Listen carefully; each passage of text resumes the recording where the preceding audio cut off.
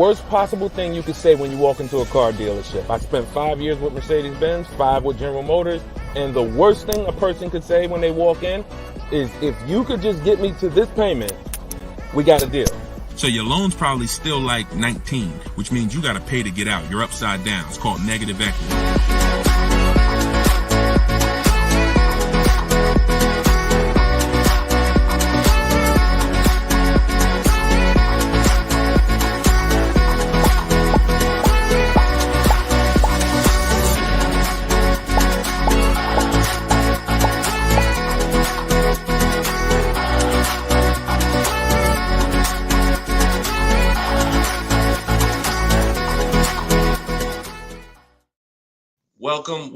Welcome to episode 10 of Car Shopping Questions and Answers. I'm your host, Deshone the Auto Advisor. We do these live streams throughout the day to make sure that you can get insider secrets from someone who was in the car business for more than 14 years.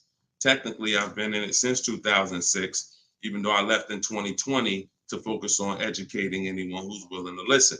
And so those who listen to me, you're going to see throughout this show that they get below market deals. They get cars in 30 minutes from home.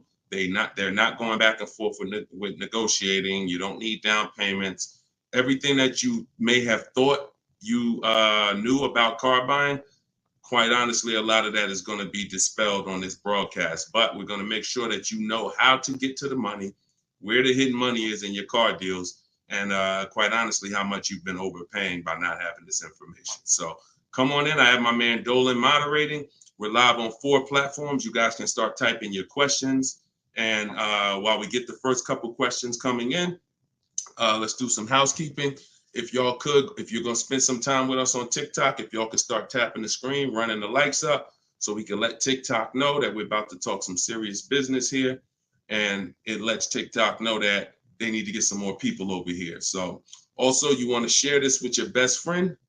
Last thing you want is for you to use these strategies, save a ton of money, and then your friend a year from now is telling you how they got a car and they got ripped off and they lost thousands of dollars. And then you tell them about our show and they're like, wait, why didn't you tell me about that last year when you were watching? So tag your best friend. Shout out to the sharers. Also, while we're waiting for the first couple questions, let's do some housekeeping. Some of you don't know me. My name is Deshone the Auto Advisor. I'm the author of the new digital book, Cars from Home, 7 Steps to Saving Time, Money, and Avoiding Dealerships. We're rated 4.94 on Goodreads.com. Thank you to everyone who's rated the book. And we just got another rating, which is awesome. We appreciate it. And I'll read a little bit of it just so you can understand the magnitude of what's in this book. And everyone can get it for 75% off while you're here. But this one just came in. It says, this book is outstanding, a must-have for anyone seeking to buy, lease, or even sell a car. It's presented in a very professional, easy-to-follow, step-by-step manner that covers every situation from buying, leasing, paying cash, using credit, good credit, bad credit. Although I've purchased and leased several cars in my lifetime, I learned new tactics to obtain the best value for my money. Let's go. Appreciate that review, Barrett. Thank you so much. So everybody, you could get yours in my TikTok bio or my Instagram bio. You won't leave the broadcast, but get there before the 30 minutes is up so you can get your 75% off. And you can get it in the YouTube or the Facebook comments. We pinned a comment for you so you can get it. And then we'll actually throw this banner up so that you can scan it with your mobile phone camera. If you happen to be watching us on TV, you can scan that QR code right there. All right. So once we get the first question, Dolan, you can shoot it in, brother.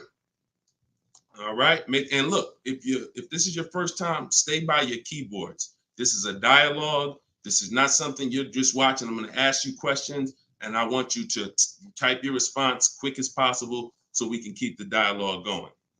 Okay. Let me make sure I can see the Instagram comment. Okay. So this one's from Instagram. I currently have about 12 to 15,000 in equity in a finance vehicle with 8 months of payments remaining. Realistically, I don't envision myself keeping the vehicle for another 3 years, so I like to lease. Dang. So you're talking brilliant. You're talking brilliant. See, everything you thought you learned, who's heard people say never lease? Let's get some, I'm in rare form tonight. I'm feeling very aggressive, but I'm gonna stay calm and cool. Who's heard you should never lease a car? Type me in the comments. I told y'all, stay by your keyboards so I could understand who I'm talking to. If you were taught never lease a car, type me. Okay, I see you, Maya. All right, I see you, Jet Beauty Jenny. Okay. I see you, Calvin. All right, Calvin on Facebook. I see you, Lady Gal. So every single one of you who were taught that, those people owe you money. Because if you're not keeping your car 8 years, it's impossible to get a great deal if you didn't lease. There's only one exception, and that's if you're buying very inexpensive cars. I call them smart cars, saving money at the right time. $7,000 cars, $5,000 cars, $10,000 cars, that's different. $3,000 cars. But if you are buying relatively new 3, 4, 5, 6-year-old used cars and brand new cars, and you're not keeping them 8 years, you've lost thousands already. So I want you to stop that tonight. So I'm gonna make a claim. I don't mind if somebody makes a very bold claim like the one I just made, but you got to be able to support it. Let me show you something. So Tope got a lease on a BMW $690 a month. It's a $54,000 car. Now somebody else might have that car just like that. You might be watching saying, Deshone, I got the same car. To purchase this car, and what you're going to notice about how I want you to learn, you're going to learn to look at deals with no money going into them. Okay? See, where the confusion comes in is when down payments start coming in. When you start evaluating deals with no money going into them, you can evenly measure them. It's apples to apples, even in different scenarios. So no money down, she's driving a $54,000 BMW. Now she used our system, she got bids, so she didn't negotiate for this. She stayed at home and let these deals come to her. That same car would be $1,100 a month to buy, because some of you know every $5,000 on a purchase price, every $5,000 that you're going to borrow on a loan, on a 5-year loan, is about $100 a month, depending on the interest rate. Now, I want to give you a scenario that will never happen, but I just want to hammer home that if you didn't lease, but you should have leased, you can't get a great deal. And we're going to stop doing that. Now, watch this. Let's say you happen to walk in and you're looking at the same BMW Tope got. Brand new BMW, never driven before. What would be an unbelievable discount for that vehicle? You just so happen to catch a deal asleep in desperation mode. He says, look, I got to get rid of this car right now. What would be an unbelievable discount off a brand new BMW? Like the best deal that you could realistically get, where you would say, man, he took off all of that money. Throw some numbers out there. I'm about to prove my point. Why it doesn't matter how much money you save, if you put your deal on the wrong foundation, you can't get a good deal. Let's throw some numbers out. You see? Come on. Look, okay, y'all must be thinking. Okay, Coco Love, I like that. 20% off. I like that. So 20% off a brand new BMW. Can we all agree that if you walked in, you got 20% off a brand new car? That would be like, okay, Ted Chu said the same thing on Facebook. I like that. So let's just say, I'm gonna pull up my calculator, right? Pull up my calculator. She walks in, brand new BMW, $54,000. She gets it for 80% of what it costs. That's $43,000. I just told you every $5,000 is about how much per month? $100. So once we put our tax in here, let's not even put all the tax. Let's just round it up to 45. Tax is probably going to take it up to 46 with fees, 47. Let's just say 45. 45,000, y'all. Our payment's $900 a month. 5-year loan. That's with an unbelievable, never before seen discount. Remember that too. What is Tope paying? No money going into the deal. Do you see what I'm saying? Or if it's clicking, type clear. If it's clicking, that's an unbelievable, unheard of deal. Brand new BMW, desperate price. Please take it. I'm paying you to take it. Take 20% off the price. Here you go. You leave thinking, man, I won. I'll never get a deal like that again. What's my payment on this thing? $900. Take a 6-year loan. It's probably $800. Toke paying $690. This is what I'm talking about.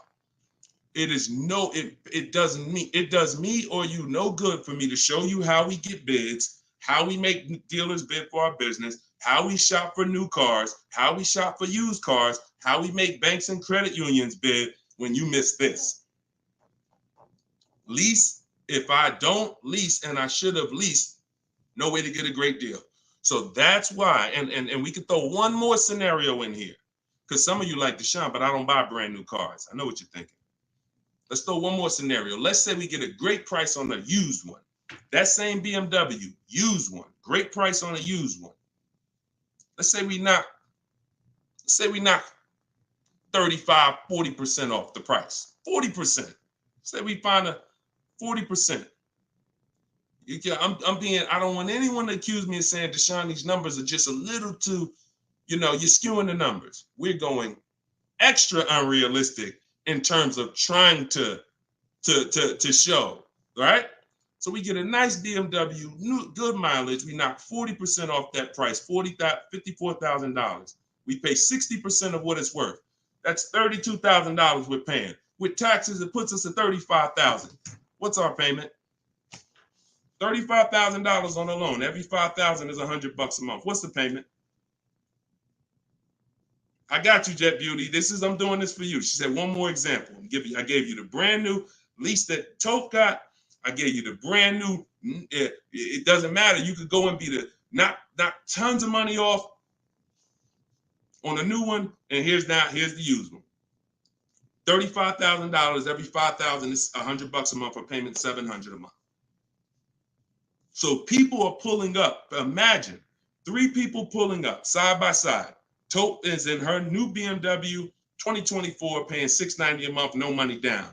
Another buyer pulls up next door that never learned about leasing, but is not keeping their cars long term, because there is a place for buying.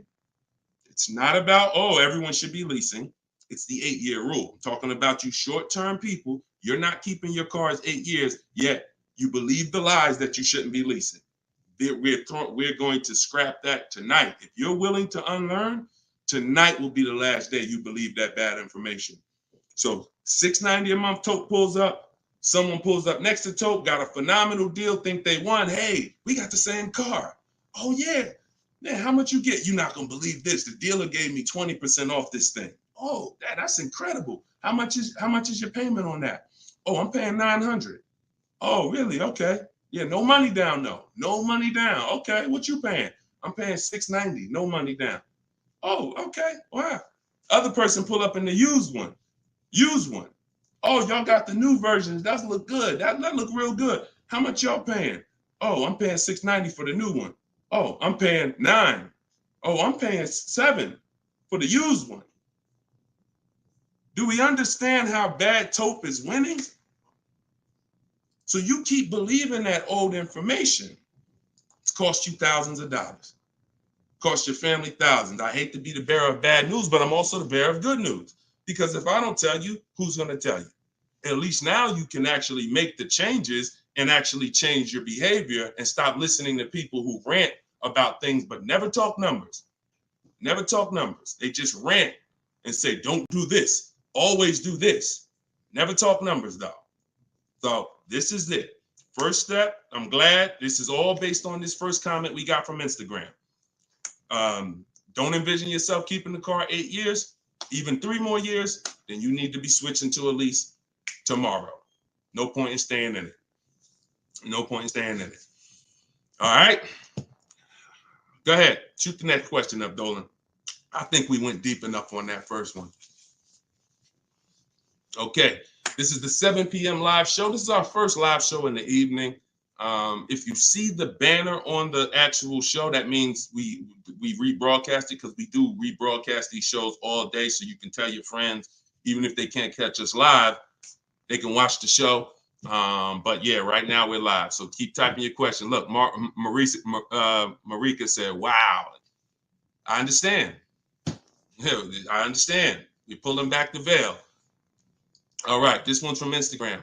What's your opinion on the current car market with leasing? See, I can show you better than I can tell you. Those who don't know how to get great deals, there's no deals to them. We've been hearing this since the very, very beginning.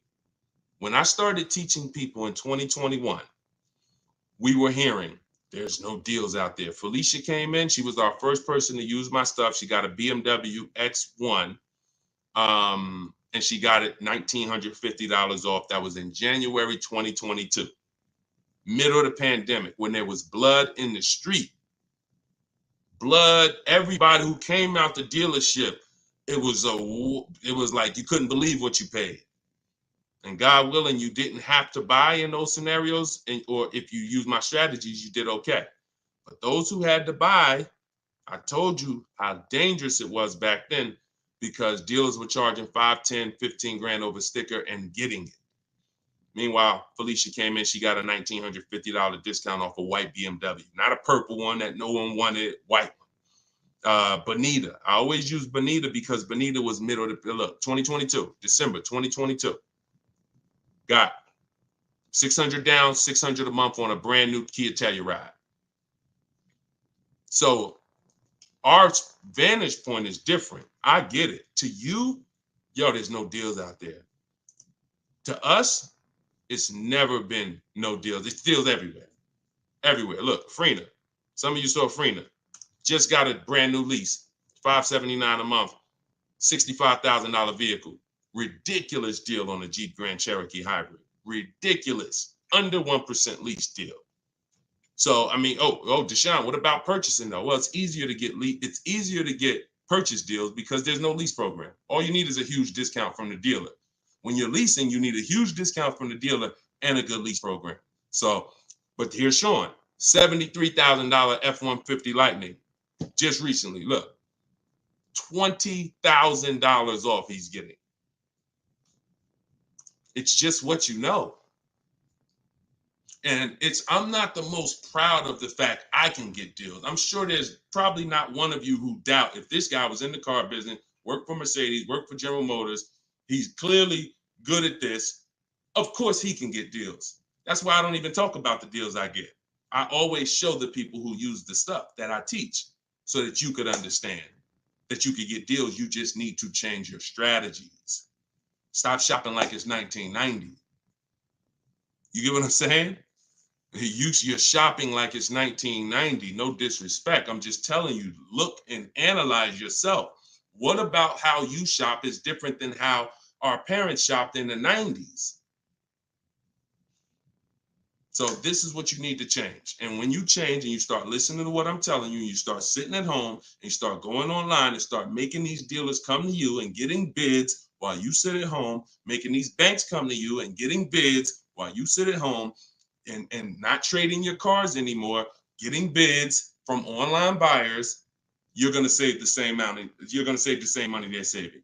Easier than you've ever saved it before. Okay? Change your strategy. That's what we do here. Okay? All of this is out of my new book. You can put the next question up, Dolan. Cars from Home. It's a digital book. You can get it for 75% off in the TikTok comments. You won't leave the broadcast. It's normally $97. But you get it for $24 as long as you get there before the 30 minutes is up. It'll be in your inbox. Same thing in my Instagram bio. Click the link, grab your copy, and then we got comments in the comment section. We have the link pinned for you guys on Facebook and YouTube, so you can get your copy for 75% off. Okay. TikTok. How do I know what the percentage is for lease deals for Mercedes-Benz? When I return my lease, do I have to replace the tires and brakes? If they're bald, yes. Or you're just going to pay for them. And the same thing that would lose you money if you own the car, lose you money if you're returning the lease. If you have a big dent on a car and you go to sell it, people are going to take off money for that, right? If you go and sell a car and you like, hey, yeah, I want to sell this car, and everybody looks and the tires are completely bald, they're going to take off money for that, right? Exactly. So you have to, now you don't have to run, now most leasing companies give you wear and tear.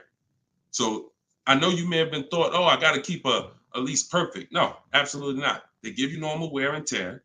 They allow you to have normal wear and tear, scratches, dings, you can even run the tires down pretty low.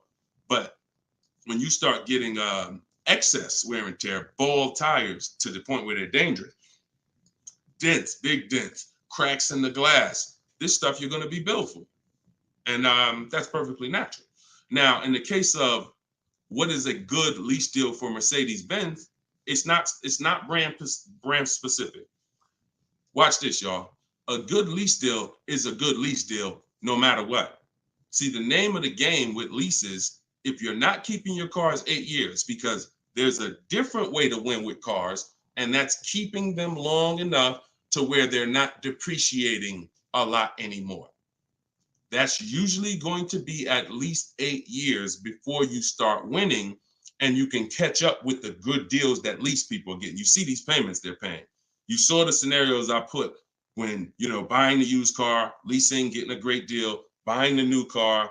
In order for them to catch up to that lease deal, they need to keep their cars a very long time, 8 years minimum, so that they can start to recoup some of the money they're putting into these cars that a person who's leasing isn't. So long-term ownership is the way to win. 8, 10, 12, 15 years. Leases, great lease deals is the way to win. But that middle stuff, buying cars, switching them in 2 years, loss. Buying cars, switching them in 4 years, loss. 6 years, loss. Leasing the car and then buying it, so you go from a lease to a purchase, different, loss. You're stuck in the middle. So when we're looking at lease deals, y'all, we're using an old principle, which is the 1% rule. The 1% rule on great lease deals has always been around. As long as I've been in the car business, it was around. So if your lease deal was 1% of the MSRP of the car with no money out of pocket, you stole the car. You stole a car. And I got tons of those deals. I never paid more than that. Before 2019, that was my last time I leased, I had 4 Infinities, and I had 2 Pontiac G6s when I was with GM, and I had a Jeep Grand Cherokee. Those are the cars that I have leased. Matter of fact, I only leased one of the Pontiacs, then I bought a used one. So I had 1 Pontiac, 4 Infinities, and 1 G6. And 1 Jeep. 6 leases I've had, all under 1%. So that's a steal. But what I found is people were signing bad lease deals and not knowing, well, what's a bad lease deal? If that's a steal, then what's a good lease deal and what's a bad one? The only parameter for a bad lease deal is you paid too much for a car you're giving back. So if you pay, and I created the 1.5% rule, what that looks like is if you're leasing a $40,000 car and your payment's 1.5%, 1.5%, that's $600 a month. That is the max. Because when you multiply that by 36 months, you're $21,600. On a $40,000 car, once you take your taxes and everything, you're probably about 44. So paying 21 over 3 years, not that bad. That's the max though. That is the max. Max, you don't go into a dealer, hey, man, you got to get me under 1.5%. No one who's learning from me has a goal to be at 1.5%. If that's the best deal out of all the offers we get, then that's different. But once you go over 1.5%, look, $650 a month, that same car, you're paying $23,000 for. You're paying more than that for a car you're giving back in 3 years. So this is why we had to have that. Now, between 1% and 1.5, that's a good deal. Between 1% and 1.5, good deal. And what's going to dictate where you land on that spectrum is if you're getting bids, because you're not going to get the lowest price from a dealer without getting at least 5 offers. I told you, 80% of dealers are overpriced. Remember that. If you can grasp that, I want you to type the number 80, because you need to understand 80% of dealers in the country are overpriced. I see you. I see you, Steven. Okay, I see you, 223 apparel. All right, TikTok locked in. I see you. Okay, type. When you get that, then you're going to be much more aware that I cannot. I see you. I am Tashan F. Sir. You're going to be much more aware of why you cannot walk into a dealer thinking you're going to get your best deal. Because if there's 10 dealers on the street, 10, now what you should be saying is 8 are overpriced. So I can't gamble and walk in and think, because you can't negotiate and win with an 80% deal. Because their prices are so high, even when you get money off, you still lose. So that's where, so it takes two things to get great lease deals. You have to get bids while you sit at home. You talk to all 10 of those dealers online. I have the best system for doing that. You could do it your way if you want, but you need to do it. In my book is my scripts and my websites I go right to the dealer's website. What we say, you just type in what you want. Everything is copy and paste. But you do this so that you can actually get the offers and find out of your 10 dealers, who are the 2 that are the best priced. That's the whole goal. So you need that to get a great lease deal, a big discount from the winning dealer, and then you need a good lease program. That's what dictates where you're going to fall in that spectrum. You can't get below 1% without a ridiculous lease program. They really want to move the car, but 1.2%, 1.3%, these are happening all day long on cars that you all day long. All right, next question, Dolan. All right, Deshaun, I bought the book and followed your instructions for lease deals. I got a 1% deal quote. It's the best system. Buy the book. Best $24 you can spend, right? Precision Sound. See, I swear when I was putting the book together, I priced it at $97 because I said this book is going to save somebody so much money. It's not fair to have it priced like other books. I got tons of books here. I'll be honest with you. Not many of these books have actually saved me thousands of dollars. A couple of them have. A couple of them strategy, but they serve a different purpose in my life. This will be the book that you look at and say, that book right there saved me thousands and thousands of dollars. So that's the reason why it's $97. But you know what? I'm an author. I said, let's do a special thing. Everybody who jumps on the welcome offer, you could get it for the price of a regular book. There you go. But I'm glad. 1% lease deal. Congratulations. Great job. Enjoy it. Enjoy it. All right, next question, Dolan. Can you use your system out of state? Ted, great question. You're going to find that you're going to become very comfortable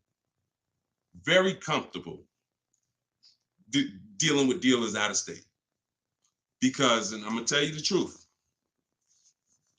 a lot of dealers that are close to you, when they see your zip code, they've already determined and made up in their mind how much they're going to discount, or if they're even going to discount, based on where you live. If you're 20 minutes from them, why do I need to give you a discount when I know the average person shops 2 dealers before they buy? Now, I don't want you to be average. Let the average people get average deals and above market deals, but you're not going to get below market deals doing average things. I'm going to say that again. You're not going to get below market deals doing average things. Most dealers know, this is NADA research. This is the company that studies car buyers. People shop 2 dealers and then they buy. So if I'm sitting here watching you and I see your zip code, I'm not going to give you a great, especially if I'm an 80% dealer, forget it.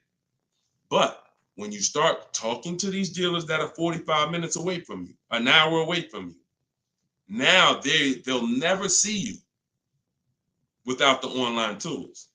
And what we want to do is these smaller dealers that are usually that don't have the foot traffic, we want to give them the opportunity because they want to be able to compete with the dealers in the city. And if it's up to walking in, they'll never have that opportunity. But when it's online shopping, they get the same opportunities, and they will sometimes take that opportunity and make sure they beat their competition. going back to Sean's deal, very important to see this.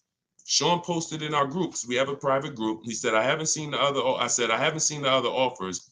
This is when he showed me he was saving 20 grand. And he said, you know, what do you think about this? I said, you're saving 20 grand. But I said, I don't know what the other offers are. Because what if you could save 25? Don't get excited about one offer. You got to get 5. I sold a car, a Maybach, and years ago, it had a $20,000 rebate on it. What if this car had a $20,000 rebate? We don't know. So he said, look, I got 15 offers. See, the difference is when you're using an online system, you sit at home and you start learning how to go on these dealers' website, copy and paste what you want and get these offers. You're going to be like, dang, I could get 5 more offers just like that. So he got 15 offers. Now check this out. This is what's important about this question you just asked, Ted. I couldn't find anything under MSRP locally. He expanded his search to 150 miles and he found this deal. So a dealer that was over 100 miles away from him made him this offer. None of the dealers close. Very important. So you want to get comfortable shopping out of state. And when you know how to do it the right way, especially on new cars and leases, it's easy because it's new cars. They're cookie cutter. You know, everyone has the same. Little bit more precision when you're buying a used car. But even that, don't be scared. We've had plenty of people drive an hour to get a used car, hour and a half. If that's where the best price used car is, if I'm saving $4,000, I'm gonna go over there. I'm gonna get a hotel room for $60, and I'm gonna get my car. I'm going to where the money is, not staying here because I want to be comfortable and I'll just pay more because I just want to be convenient. You know what I'm saying? Great question, though. Go ahead, Dolan. Next question. Steven, you clicked that picture of me. He said, what do I click to get the book? Click that picture of me. Even on Instagram, there's a picture of me at the top. And you can go right to that website and you'll see a button at the top that says get the book for 75% off. So get your book before the 30 minutes is up so you can get your 75% off. This is Thomas on Facebook. What's your opinion on military members using this method? I move every 3 to 4 years. So do you think it's wise to get rid of my car note to own and lease? It's a great question. You need at least 3 years. If it's 3 years, that's fine. I don't want you trying to worry about breaking a lease contract 2 years in, or a year and a half in. If I knew it was shorter than that, then I wouldn't be investing a lot of money in cars. I'd have like a, $10,000 car, $8,000 car, because you can't replace cars that fast. Some of you know I do this all the time. I show you, this is the depreciation scale. Whenever you see this, you think unseen. This is the unseen expense, the depreciation scale. This is why when you buy a car for $30,000 today, what is it worth tomorrow? If you buy a car for $30,000 today, I want to teach you how to see the hidden money. I call this the hidden money, the unseen expense. You buy a car for $30,000 today, what's it worth tomorrow?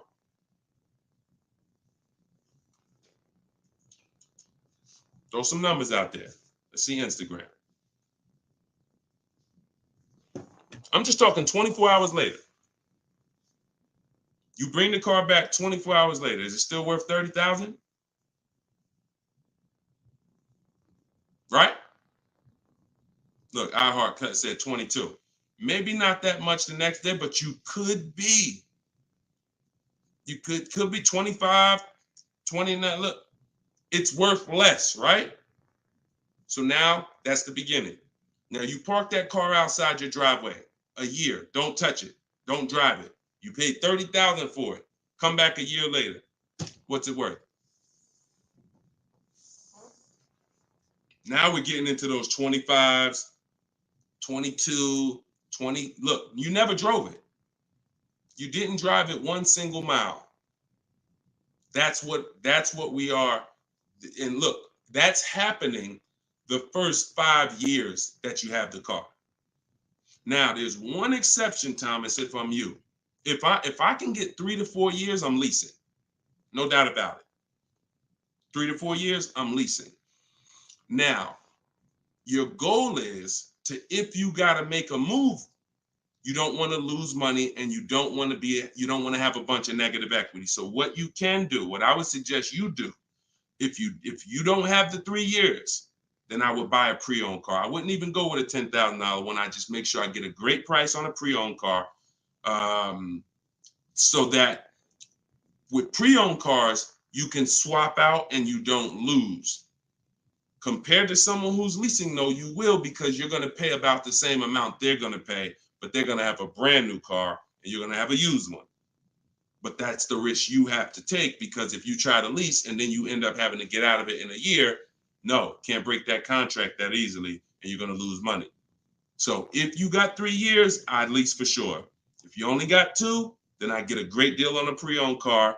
And then that way I'm safe. If I do need to get out of it, I can sell it and probably break even within a 2-year period, because it's not going to depreciate as much as a used car. I mean, as much as a new car. Okay? If you got 3-4 years, man, lease. When a lot of you, when you realize I'm not talking to you who are keeping cars 8 years. If you have a car outside your house for 8 years or longer, type me. Matter of fact, type K. We call that a keeper.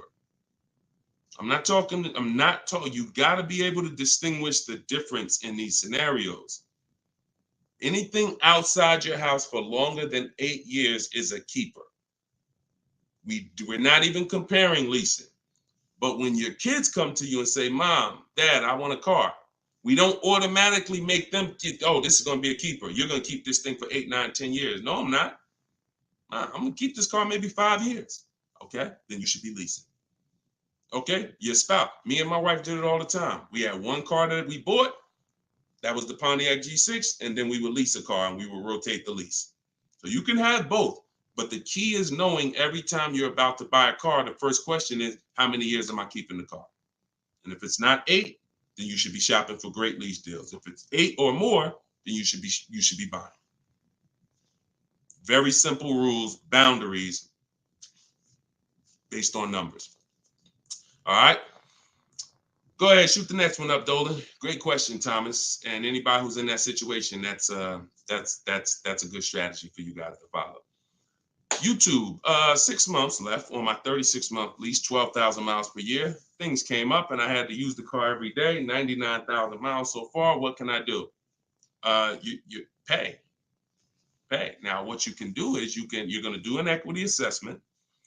There's 3 ways you're going to work that you compare this. 3 ways, and you're trying to see which one is you're going to bite a bullet because you use the mileage. And again, I want to make it clear, had you purchased the car and put that same amount of mileage on it, your value of your car wouldn't have been like this. That's the average driver. Average driver, their value's dropping like this. That's average. You lose, a couple thousand every year, 5,000. You lose percentages. 20% the first year, 15%, 10%, 12%, 10%. That's the average driver. If you bought it, you'd have lost probably 25% in 1 year based on the way you drive. So it's not a matter of, I leased, I shouldn't have leased. No, this is what happens if you don't cater the lease to the lifestyle. And sometimes you have a lifestyle change, but it doesn't change the fact we have to account for the mileage you use. So we're going to do an equity assessment. You're going to see, if I sold this car, because the reason you're going to do this first is because you want to see what the highest bidders would pay. CarMax, Driveway. This is step 2 in my book, equity assessment. CarMax, Driveway, Carvana, Kelly's Blue Book, instant cash offer. Do not use Blue Book. Please do not come to me talking about what Blue Book said your car is worth. We don't use algorithm sites. We get real offers. Cash offers is all that matters to us. Okay? Kelly's Blue Book, instant cash offer. AutoNation, sell my car, and Car Guru, sell my car. That's 6 offers. And you're going to get that after you get your payoff. Now, you're going to see how upside down you are. And once you see that, okay, I'm upside down, How many miles did you contract for? Oh, 12,000 miles a year. Okay, so all right. So once you see, all right, my highest offer is 23,000, but your payoff might be, 30. Then that means you're $7,000 upside down.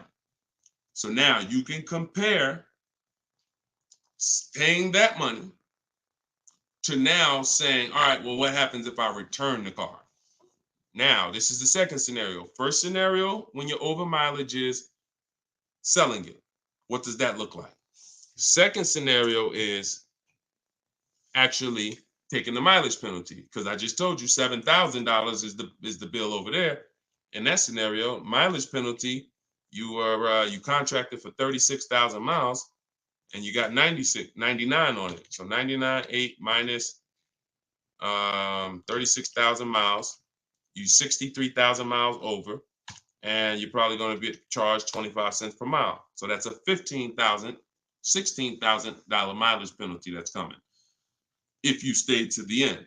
So that's why you want to compare selling, paying the difference. If you got some cash on hand, that would be the best way to do it.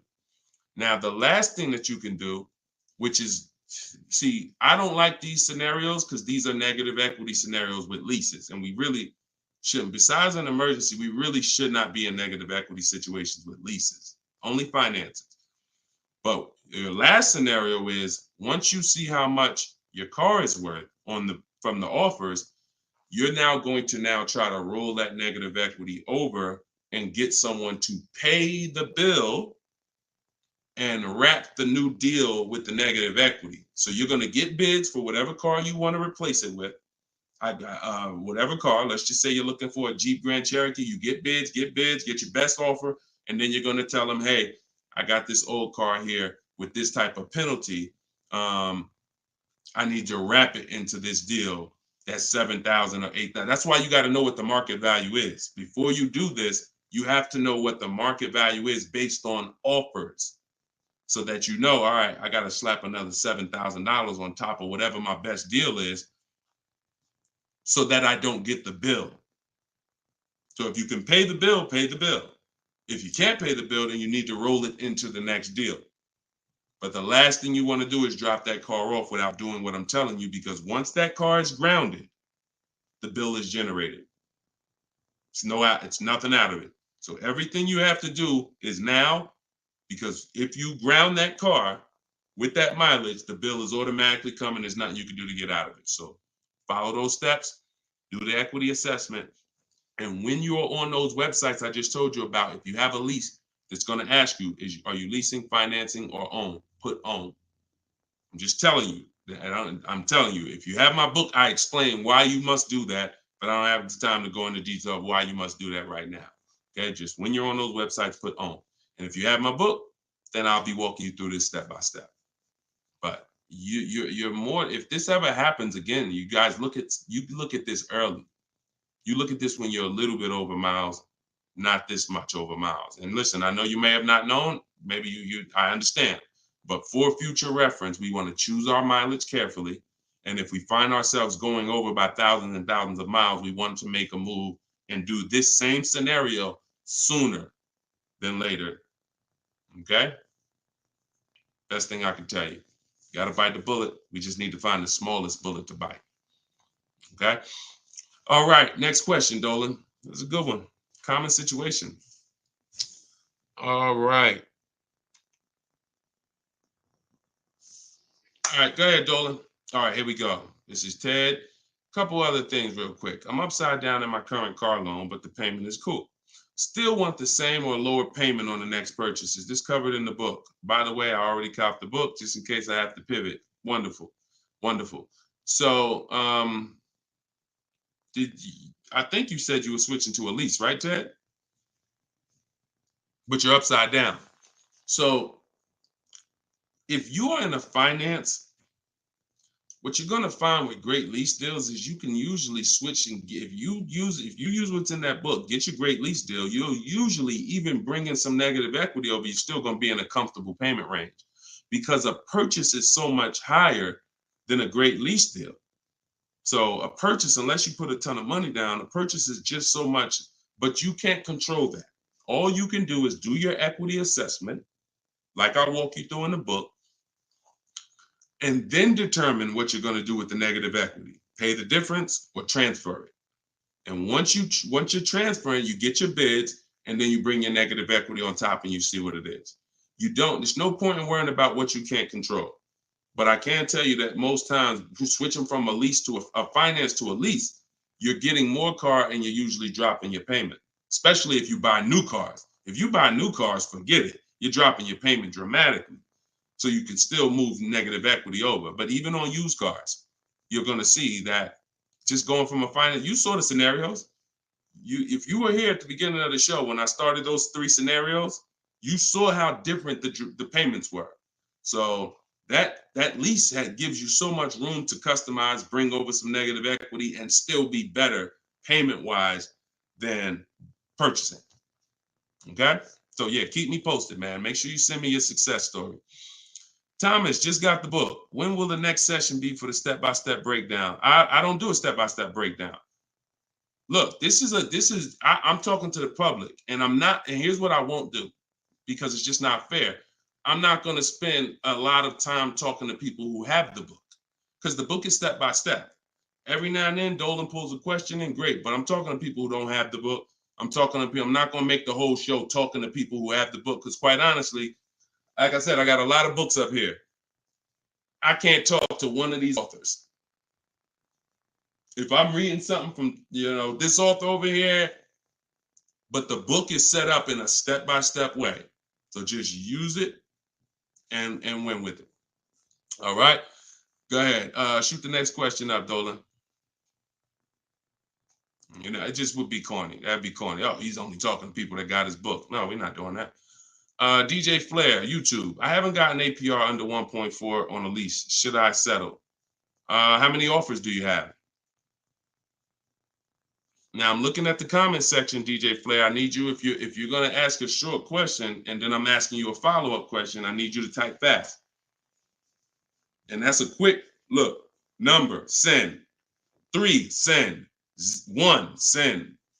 You know what I'm saying? I can't spend too much time if you're not right close to your keyboard. So okay, let's put it like this. If you don't have, I see you, Coach Troy. Thank you so much. Thank you to the people who support the broadcast too. I appreciate it. And shout out to the sharers. Shout out to the sharers. I see you, Body Gang Nunu. Thanks for everybody that's sharing the broadcast. Your friends will be mad at you if they find out you've been using this stuff and you didn't tell them, especially your best friend, your closest friend. If you've been using this stuff and you didn't tag them, go ahead. Go ahead, type your question, Coach Troy. We'll get to you. All right, I don't think DJ Flair's tapped back in.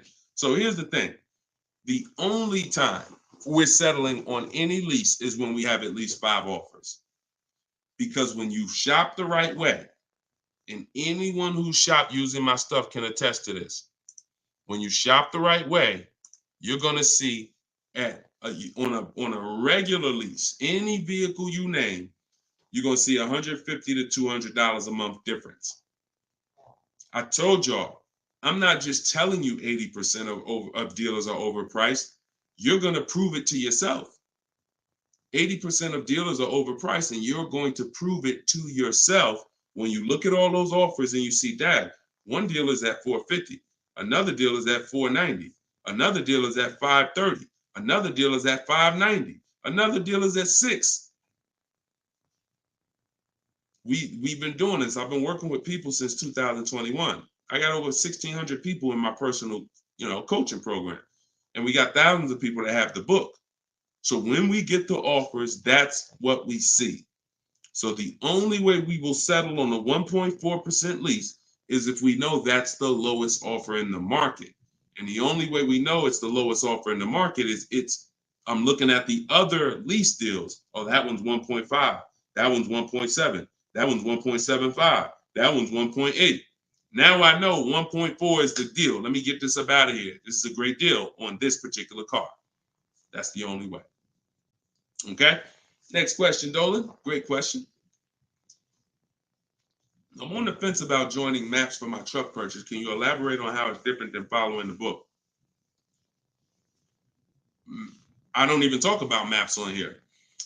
Maps is Maps is my book and video with me coaching and Zoom calls and a private Facebook group. Totally different. And again, that's another reason why I can't get too big into giving questions and answers. Look, the book is there. It's $24. It's step by step. People have used it, gotten to success. That's why we're rated 5 stars, 4.94. But that's why we're rated high. That's why people are writing me. Look, we just got this today. So when I get this stuff like that, the only time I'm going to engage with thousands of people who got the book is when I know the book is not really complete. It's not complete, but we know the book's complete.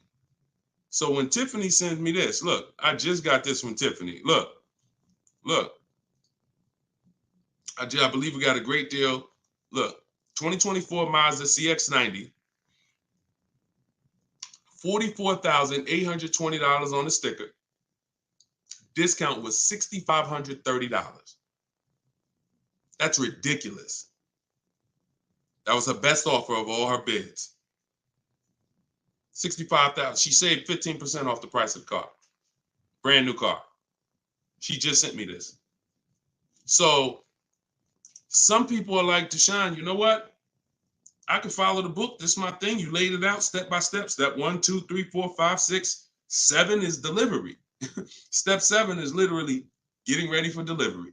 So, but Maps is totally different. Maps is the program I launched in 2021 that I work personally with people. We do coaching calls, and we and everything in the book is in video form. So you're not reading, you're just watching step-by-step video. So you could email me about that, and we could talk about that another time. All right? You get what's right for you. Go ahead. Next one, Dolan. All right. What if you drive too many miles daily?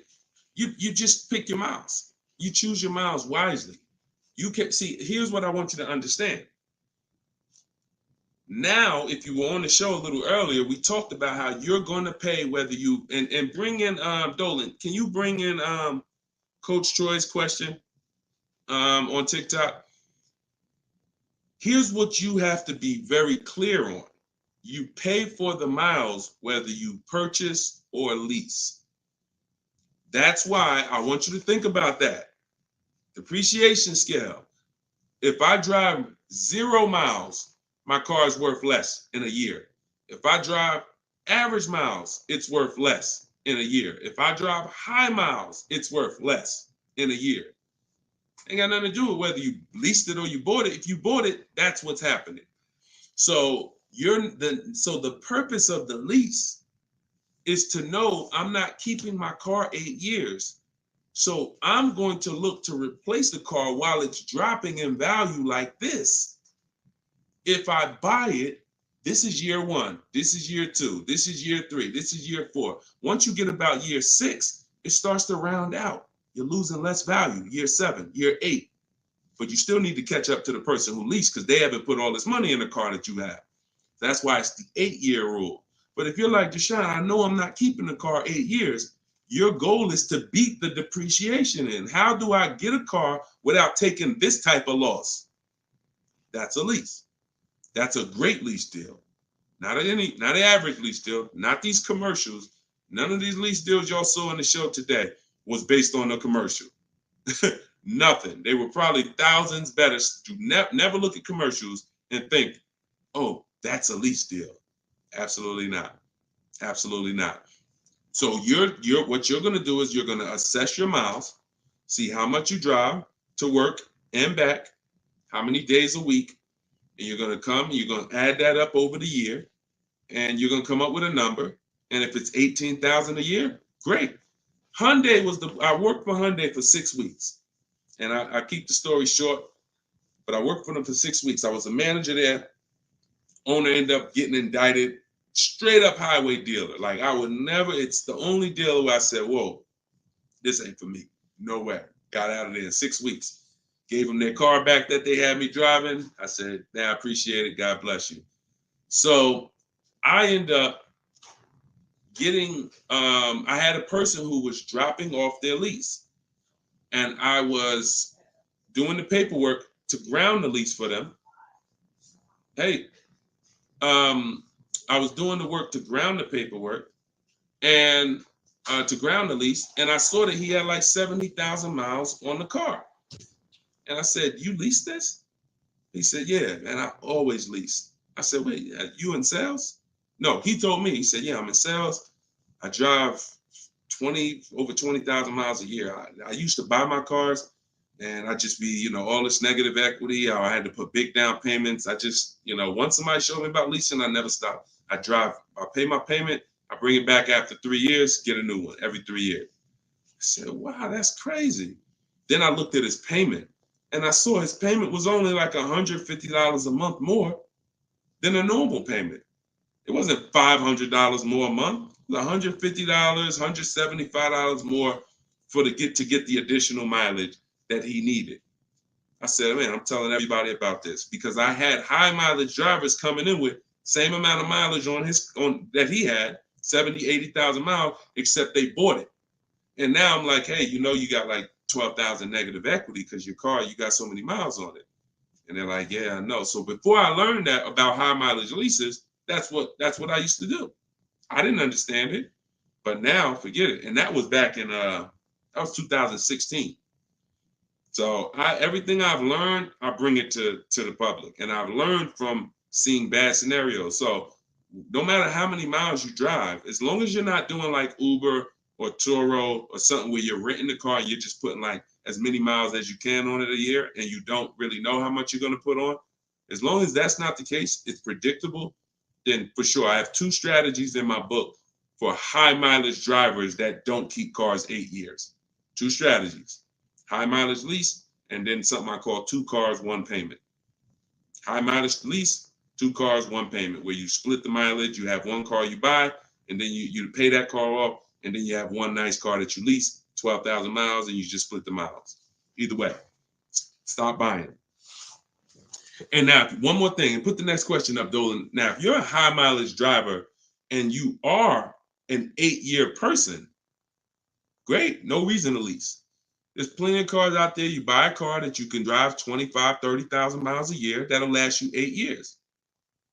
No reason to lease. See, if you are keeping your cars 8+ years, forget about leasing. If the person who you want to shop for is 8+ years, no reason to lease. I'm only talking to you who are like 6 years, 5 years. Deshone, I'm not keeping it 8 years. You are the ones losing thousands of dollars by not leasing. All right, I see you.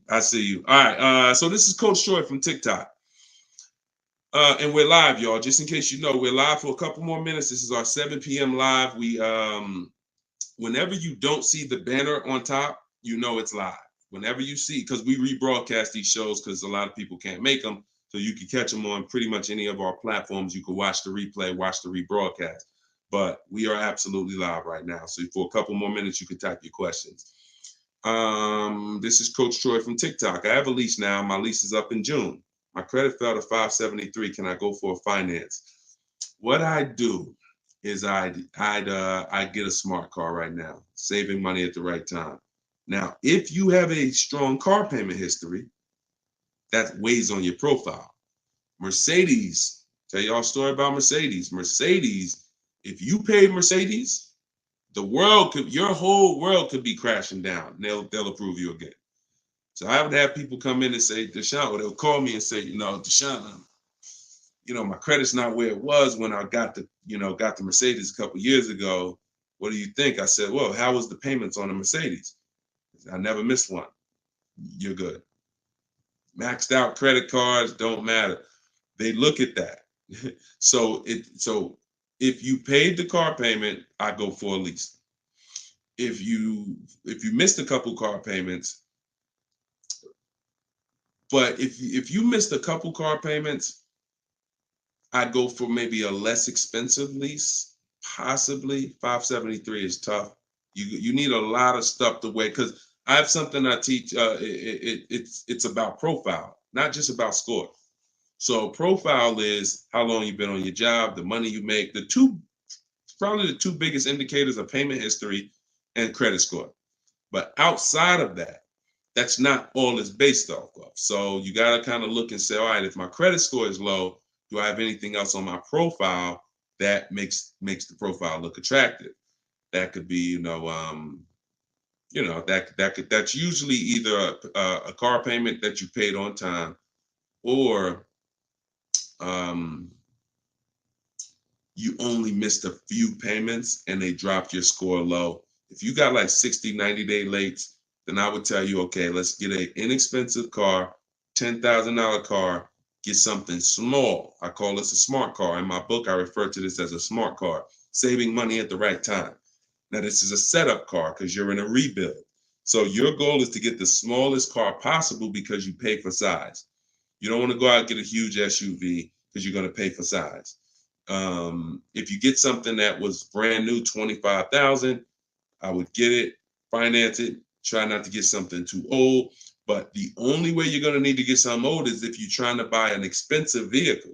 If you're trying to buy a Jeep Grand Cherokee that's $45,000 brand new and you're trying to get it for 10 grand, you're going to need it. Old one, and that's usually a sign that we're looking at too much car. So, but if you need an SUV, that's different. But your goal is to sacrifice, get the least expensive quality car. It must last 2 years. Hit the payment history on point. Don't miss a payment, and then you would switch to a lease. So I don't know enough about your scenario, but I kind of gave you a little bit. And in my book is the details of this, the smart car strategy, and shopping for a lease, and looking at your credit profile. So based on where you're at, you make your move. But either way, it's fine. It's not the end of the world. Tons of people are going to be rebuilding now. Just make sure you're doing it right so that you don't set yourself back with your next car. You want to set yourself up. And a lot of people, when they're in a tough situation, they make another decision that actually sets them back. Okay? Go ahead. Next question, Dolan. Okay, I see. High pride BMW lease. Thanks, Coach Cho. Forget about the gifts. Just get the book. I appreciate you sending the gifts, but I'd rather you have the book because I want you to win. Okay, take all that money you just gave on the show, and I appreciate it, and get your book so you can make sure that you win for the rest of your life with cars. But thank you. Go ahead. This one's YouTube. Where's Instagram at? Instagram, y'all quiet this evening. Y'all started out the show with a lot of questions, and now y'all quiet. Let's go, Instagram. Type your question. And the thing about Instagram is, if you hit that little paper airplane next to the comment box, you can share this with like 30 of your friends. And I guarantee you, every single one of them will thank you. Every single one of them. We don't dance. We don't tell jokes over here. All we do is talk big money. Guarantee they'll thank you. So, all right. This one, Diana from YouTube. Am I liable for a vehicle that I didn't take possession of? If the paperwork has been sealed, signed, the bank has been notified, if there's a bank involved, you can be, just because you didn't pick it up, but you would have had to sign all paperwork and basically have them turn that paperwork in, which would start the motor vehicle processing, where they're going to register the car in your name. Once this process has moved forward, whether you took the car or not, that vehicle is linked to you.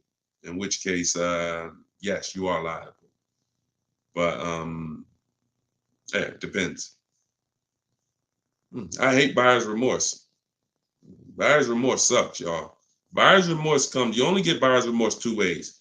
You got a bad car or you got a bad price, or both. So you need boundaries to get good cars, quality cars.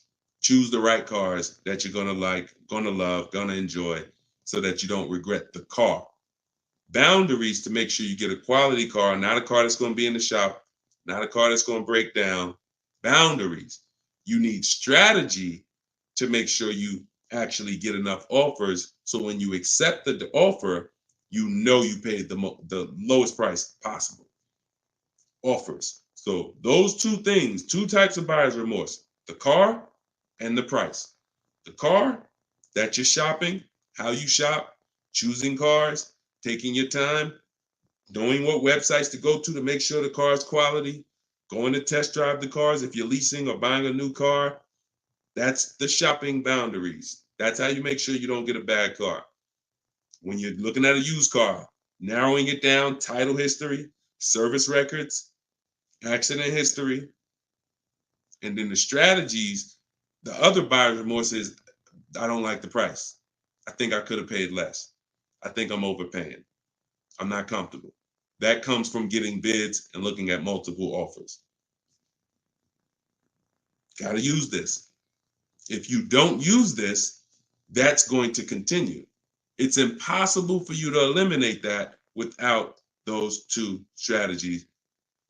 Boundaries, shopping strategy. Okay? I hate buyer's remorse. Go ahead. No problem, Coach Troy. I appreciate you. Go ahead, Dolan. Next one. Okay. Oh, we got another success story. Let's go. Okay. Thank you, Gina. YouTube success story. Just ordered a 2024 BMW X3 M40 for almost $4K off MSRP plus $3K military discount. Would have never thought about this being possible. Followed your car shopping for people who hate car shopping book. Don't make me drop the microphone up in here. Gina, $7,000 she's saving from home, getting bids. See, look, I love this. I love this. This is empowerment right here. Forget all that other stuff. Forget all the other stuff. Is if you use something and it does not save you money, throw it out. But you got to use it. I knew that if you're willing to use what's in my book, if you are willing to take it, trust my process, these are the results. You don't have to be me. You don't have to be Deshone. Gina's not me. Gina didn't even know about this a month ago. Got the book, used the step-by-steps, saving $7,000 off a brand new BMW M40. X3 M40. Come on. Come on. Congratulations. Enjoy it. Great job. I had dealers beating other dealers' prices. I see. Come on. That's the language that I want you talking. That's empowerment right there. There's no buyer's remorse. There's no potential for buyer's remorse. How? I got dealers competing. Yo, all right, you the best right here. You won. The heck? There's no room for buyer's remorse when people were competing, jumping through hoops. Hey, pick me. Here's my offer. Here's my offer. Here's my offer. Come on. All right. I love it. Good job, Gina. Okay, to everyone else who's like, what book did she use? That's my new digital book. It's called Cars from Home. It was originally called Car Shopping for people that hate car shopping, but now it's called Cars from Home. 7 steps to saving time, money, and avoiding dealerships. Has all my templates for new cars, used cars, leases, everything in there. And it's normally $97, but in my TikTok bio, you can get yours for 75% off. In my Instagram bio, click that link and then get your book. You'll pay $24 instead of $97. And in Facebook, YouTube, we got the comments. We got a comment pinned for you guys to get it. Go to deshonsbook.com right there on the screen. Or if you're watching us on TV, you can just scan that QR code with your mobile phone. I want the success stories. I love the success stories. Love it. All right, go ahead, Dolan. We got a couple more minutes. Go ahead. Next one. Okay, this one's Maria from Instagram. Apologies. I had to serial earlier, so I probably missed the answer. Do we include the fees into the payments when calculating the 1.5% rule? Absolutely. Now, the simple way is you don't have to worry about the fees. You're getting offers. Here's all that's important, Maria, when we're getting our lease offers. Total out of pocket is first month's payment only. If someone submits a deal with no first month's payment, you $2,000, $3,000, because some of them will do that. Can you please, resend the offer with just first month's payment? Then 12,000 miles per year. Then we're getting at least 5 offers. And then what we're doing is we're dividing the monthly payment into the MSRP. Dividing the monthly payment into the MSRP, not the selling price. Doesn't matter the selling price. The selling price is what affects the percentage. That affects the percentage. You need the MSRP so you can judge the deal. MSRP. Divide that into the MSRP. That's all you need to know when looking at lease offers. So I can look at 20 lease offers from 20 different people, As long as they are using the format that I told them to submit me the offer in, I can compare 20 offers in 60 seconds, maybe 2 minutes. Boom, boom, boom, boom. All right, this dealer made the best offer. Very simple. Don't worry about fees with leases. Just do those percentages. Everything else will slow you down. All right, great question. All right, wasn't it fun? Look, Precision Soundworks said, wasn't it fun following his steps? I just gotta put that on it. Listen, this game, oh man, come on. Wasn't it fun following his steps? Because you're in control. You're in control. It's fun being in control when you've been buying cars. You've been out of control for all your life. You felt intimidated. You felt like, oh, they're gonna get over on me. I'm gonna say the wrong thing. I'm gonna do the wrong thing. Now it's the total opposite. You're in control. So it becomes fun. My man. I love it. All right, go ahead, Dolan. Okay, this one's from TikTok. My brother totaled my car with only liability insurance. What should I do? Talk to the insurance company. Being underinsured is a real thing. That's called exposed. You're out there with exposure. So liability insurance, yeah, and hopefully it was a very inexpensive car, like a $3,000, $4,000 car. You know, I hope you weren't. You know, hope it wasn't like a $10,000, $12,000, $15,000, $20,000 car. This is why insurance exists. I'm sorry to tell you, like that's some of the worst scenarios. But you know, being underinsured is a real thing. You know, so make sure you're using. I use a company called Insurify.com or Jerry to shop insurance. It shops all the companies for me because you should be shopping for car insurance every single time your car insurance is up. And you know, but yeah, you got to be properly insured because these things happen. Say, look, gap insurance. A lot of people don't know. People will say, "Oh, I won't buy gap insurance," or they'll say, "When I go into the office, never say no to everything." Well, if you needed gap insurance or you needed the right coverage, we either get it from the dealer or we call our insurance company. There's other insurance companies that sell gap insurance, but before we get it from the dealer, we'll call our insurance company or we'll go online. But if you total your car and you owe 25, but the car's net value was 20, you got a $5,000 bill coming. Totaled your car, lost your car. Now here comes a $5,000 bill. Hey, what happened? Gap, exposed. So this insurance thing is very real. So please make sure. I mean, I hope it works out for you, but make sure you have proper insurance coverage. All right, go ahead, Dolan. All right.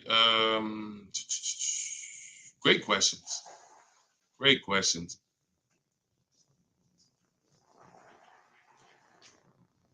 All right. This one's Thomas. I have come to an end of my lease. A new lease is too much for me. The buyout is about 25K. Give me some options. Unless you got 5 offers, that doesn't mean anything.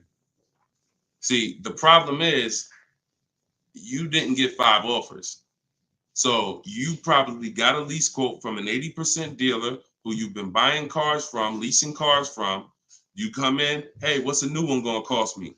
They're trying to keep you high based on three years ago. Everybody was overpaying and they're trying to keep you high. They're trying to keep their profit.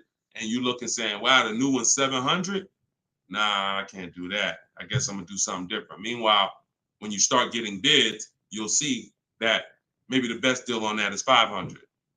See, all of these deals that I'm showing you guys, you got to understand something. These are not deals that people are getting by walking into dealers. Look, this is Charles. He got a Hyundai Palisade, top 10 most popular SUVs in the country. $48,000 vehicle, $597 a month.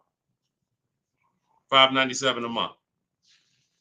Listen, and just so y'all know, we live right now. This is not a replay. So we are straight live. I want you to know when we're live and when you're watching a rebroadcast. Okay? Like, understand, this doesn't happen walking into a dealership. So when I usually hear questions like this, oh, I'm gonna buy the lease out, or hey, there's no deal, you know, the new lease payments are too high. No one who's getting multiple offers are saying that, because what you would be doing is you would be flipping to another vehicle. Before I go from leasing, which is a value play. Leasing is driving brand new cars for pennies on the dollar. To go from that to buying a used car is an entirely different thing. Buying your lease is buying a used car. So when you do that, Alexis, just go to deshonesbook.com. Just type it into your browser. So when you do that, you're switching totally different strategies. But what I would do if there's a bad lease program, if let's say I've been leasing Mercedes-Benz for years and I go to get another one and I do all my offers and I see, oh, this is a bad lease program. It's over 1.5, 1.6, 1.7. No thanks. I'm going to go to my plan B car. I'm going to look at it, a plan B car, because every single vehicle has a different lease program. And sometimes you'll look at one vehicle and you'll think, oh, this is all leases. No, that's one vehicle. That's not even all leases in this dealership. This vehicle has a different lease program than this one. This trim level has a different lease program than that trim level. They're all different. So when we get locked in on one overpriced lease, especially if we didn't get 5 quotes like I teach, so no, that is the strategy. So you just say, give me some options, please. Here's your options. Get 5 offers. If they're all over 1.5%, next vehicle, pick another vehicle. Get 5 offers. If those are over 1.5%, pick another vehicle. Eventually, you're going to find a vehicle that has a great lease deal, and you're going to say, okay, this is it. They're all different. If you're using my book, you can do this in 60 minutes. Your first time using this, it'll probably take you 90 minutes to do the process. Second time, you should be around 60. I want you guys, by the time you use this 2-3 times, you'll be getting car. I can get any car I want, get the best offer, look at the whole market in 60 minutes, 45 minutes, 60 minutes. So that's not going to be your first time. 90 minutes probably the first time. But this is 90 minutes. By the time, that's not one trip to the grocery store. It's not even one trip to the grocery store. All right, y'all. We've been on for an hour and 18 minutes. We like to keep these lives around an hour and 15. We're gonna wrap. We'll be back. Listen, this is what we do. Shout out to the surprise success stories. Thank y'all to everybody who spent some time with us. Everything that I taught tonight, everything I taught today is out of my new book. It's called Cars from Home, 7 Steps to Saving Time, Money, and Avoiding Dealerships. It's the science of shopping from home online the right way. There's tons of people who try to shop online. There are car sales people who have mastered the science of not giving quotes online, making it hard to buy online. So the same way when people were walking into the dealer, car salesmen got trained on how to handle you. The same way they saw millions of people go to the internet, they created internet sales departments to get trained on what? How to handle you. So you need a strategy to make sure that you're doing this the right way, getting bids. You don't have to be a great negotiator when you're great at getting bids. And that's what the book is about. So you can get your copy for 75% off. It's $24 in my TikTok bio or my Instagram bio or the link in the comments on YouTube or Facebook. And if you're watching us on TV, just scan that QR code with your phone. But we'll be back sometime tomorrow, depending on when you're watching. And this is what we do. Let's keep saving this money. All right. God bless. And thank you to everybody that got the book. Email me your success stories. I want to see more success stories. All right. God bless you.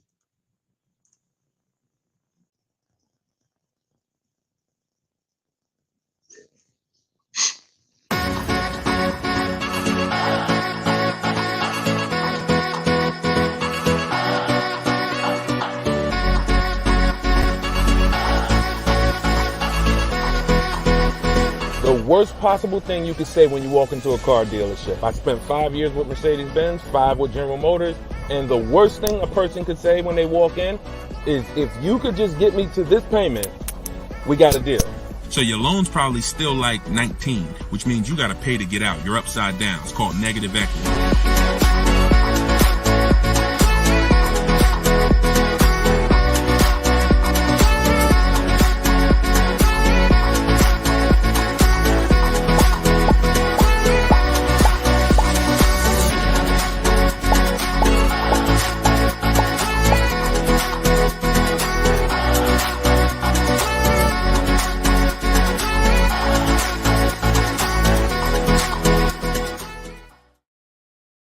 Welcome everybody to episode 11 of Car Shopping Questions and Answers.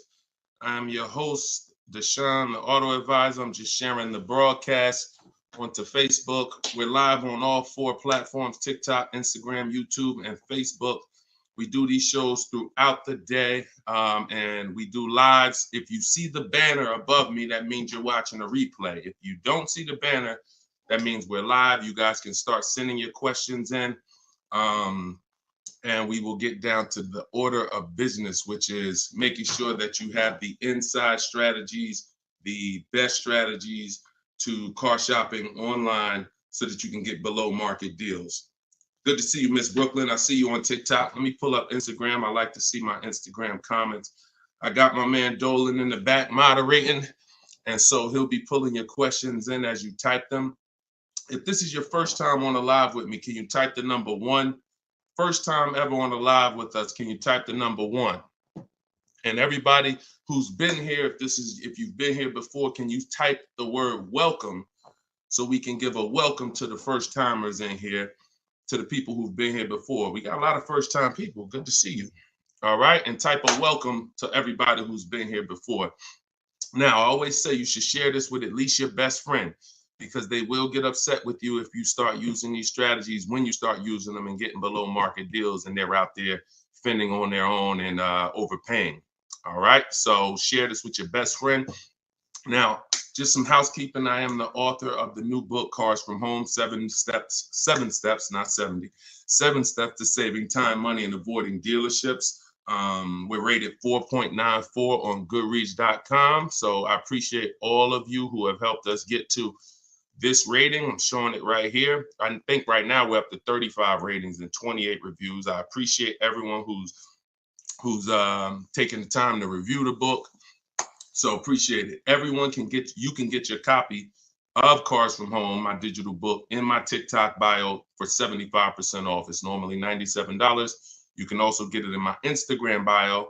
And then we have a comment in the Facebook and YouTube section pinned so that you can get your copy for 75% off. And we also have the banner for those of you who are watching us on TV. You can simply scan that QR code with your phone to get your 75% off. It'll be in your inbox in 3-4 minutes. Now, something very important to know, that's only for 30 minutes. Once you visit that site, you'll see the 30-minute timer. Once it goes to 0, the price does go back up to $97. So get your book before the 30 minutes. All right. So come on in. Dolan, whenever we get the first question, you guys can start. We can start bringing them in. And what I always say is type your questions fast, stay by your keyboards, because we like to dialogue with you while you're on the show with us. Okay, Carm from TikTok said, would there be any benefit for me in turning my lease in early if I'm going to finance my next car? No, because a lease is a contract. So if when you set out, like with a finance, you could switch it in any time. So finance, it's your prerogative whether you want to, sell that car. Some of you may have been taught you had to kind of have your car. Some of you may have been taught you had to wait and basically have your title before you could sell the car. That's not true. You can sell a car that you own anytime you want, whether there's a loan on it or not. Now, in the case of a lease, it's not like that. You have a set term, usually 36 months, 39 months. We don't do 4-year leases. And so unless you can sell that car and break even through what we call the equity assessment process, where you're going to get cash offers, then no, there's not only is there no benefit, there will be penalties to you doing that. So that's the only way to get out of a lease early, is to sell your way out of it. If you turn it in early, all those payments will be due that you were responsible for. All right. And if you're going into a finance, I hope you're going from a short-term mindset to a long-term mindset. So hopefully you're like, okay, I plan on keeping my next car at least 8 years so that I can make sure I get the benefits of purchasing. There's no other benefit of purchasing, in my opinion. And look, if you guys want to throw some out there, there's no other benefit of purchasing besides the fact you can outlive the depreciation of a car. Paying the car off is not a benefit if you're still seeing massive depreciation. So if your car is losing thousands and thousands of value every year, thousands of dollars in value every year, but it's paid off, who cares? That's a loss. But with a purchase, you can hold on to the car long term, and then you'll outlive the depreciation to the point where the car is not losing value every year. It might lose a couple hundred. That's it, but not normal depreciation. So hopefully if you're switching from a lease to that, that's your mindset. Okay? Nothing else makes sense. Financial sense. All right, go ahead, Dolan. Next question. This one's from Instagram. Oh, wait, hold on. We got another one. Instagram. I extended my lease on my 2020 Jeep Grand Cherokee. I only pay about $270 and change a month, thinking I should buy it out. What are your thoughts? Why do we want to go from leases to buys?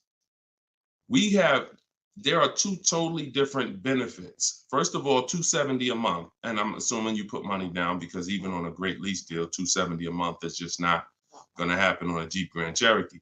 So you paid that payment a little, you paid to get that payment a little bit, but yet and still, a lease is, the benefits of leasing are you're driving very expensive vehicles, brand new vehicles, $25,000, $30,000, $50,000, $100,000 vehicles for pennies on the dollar when you get great deals.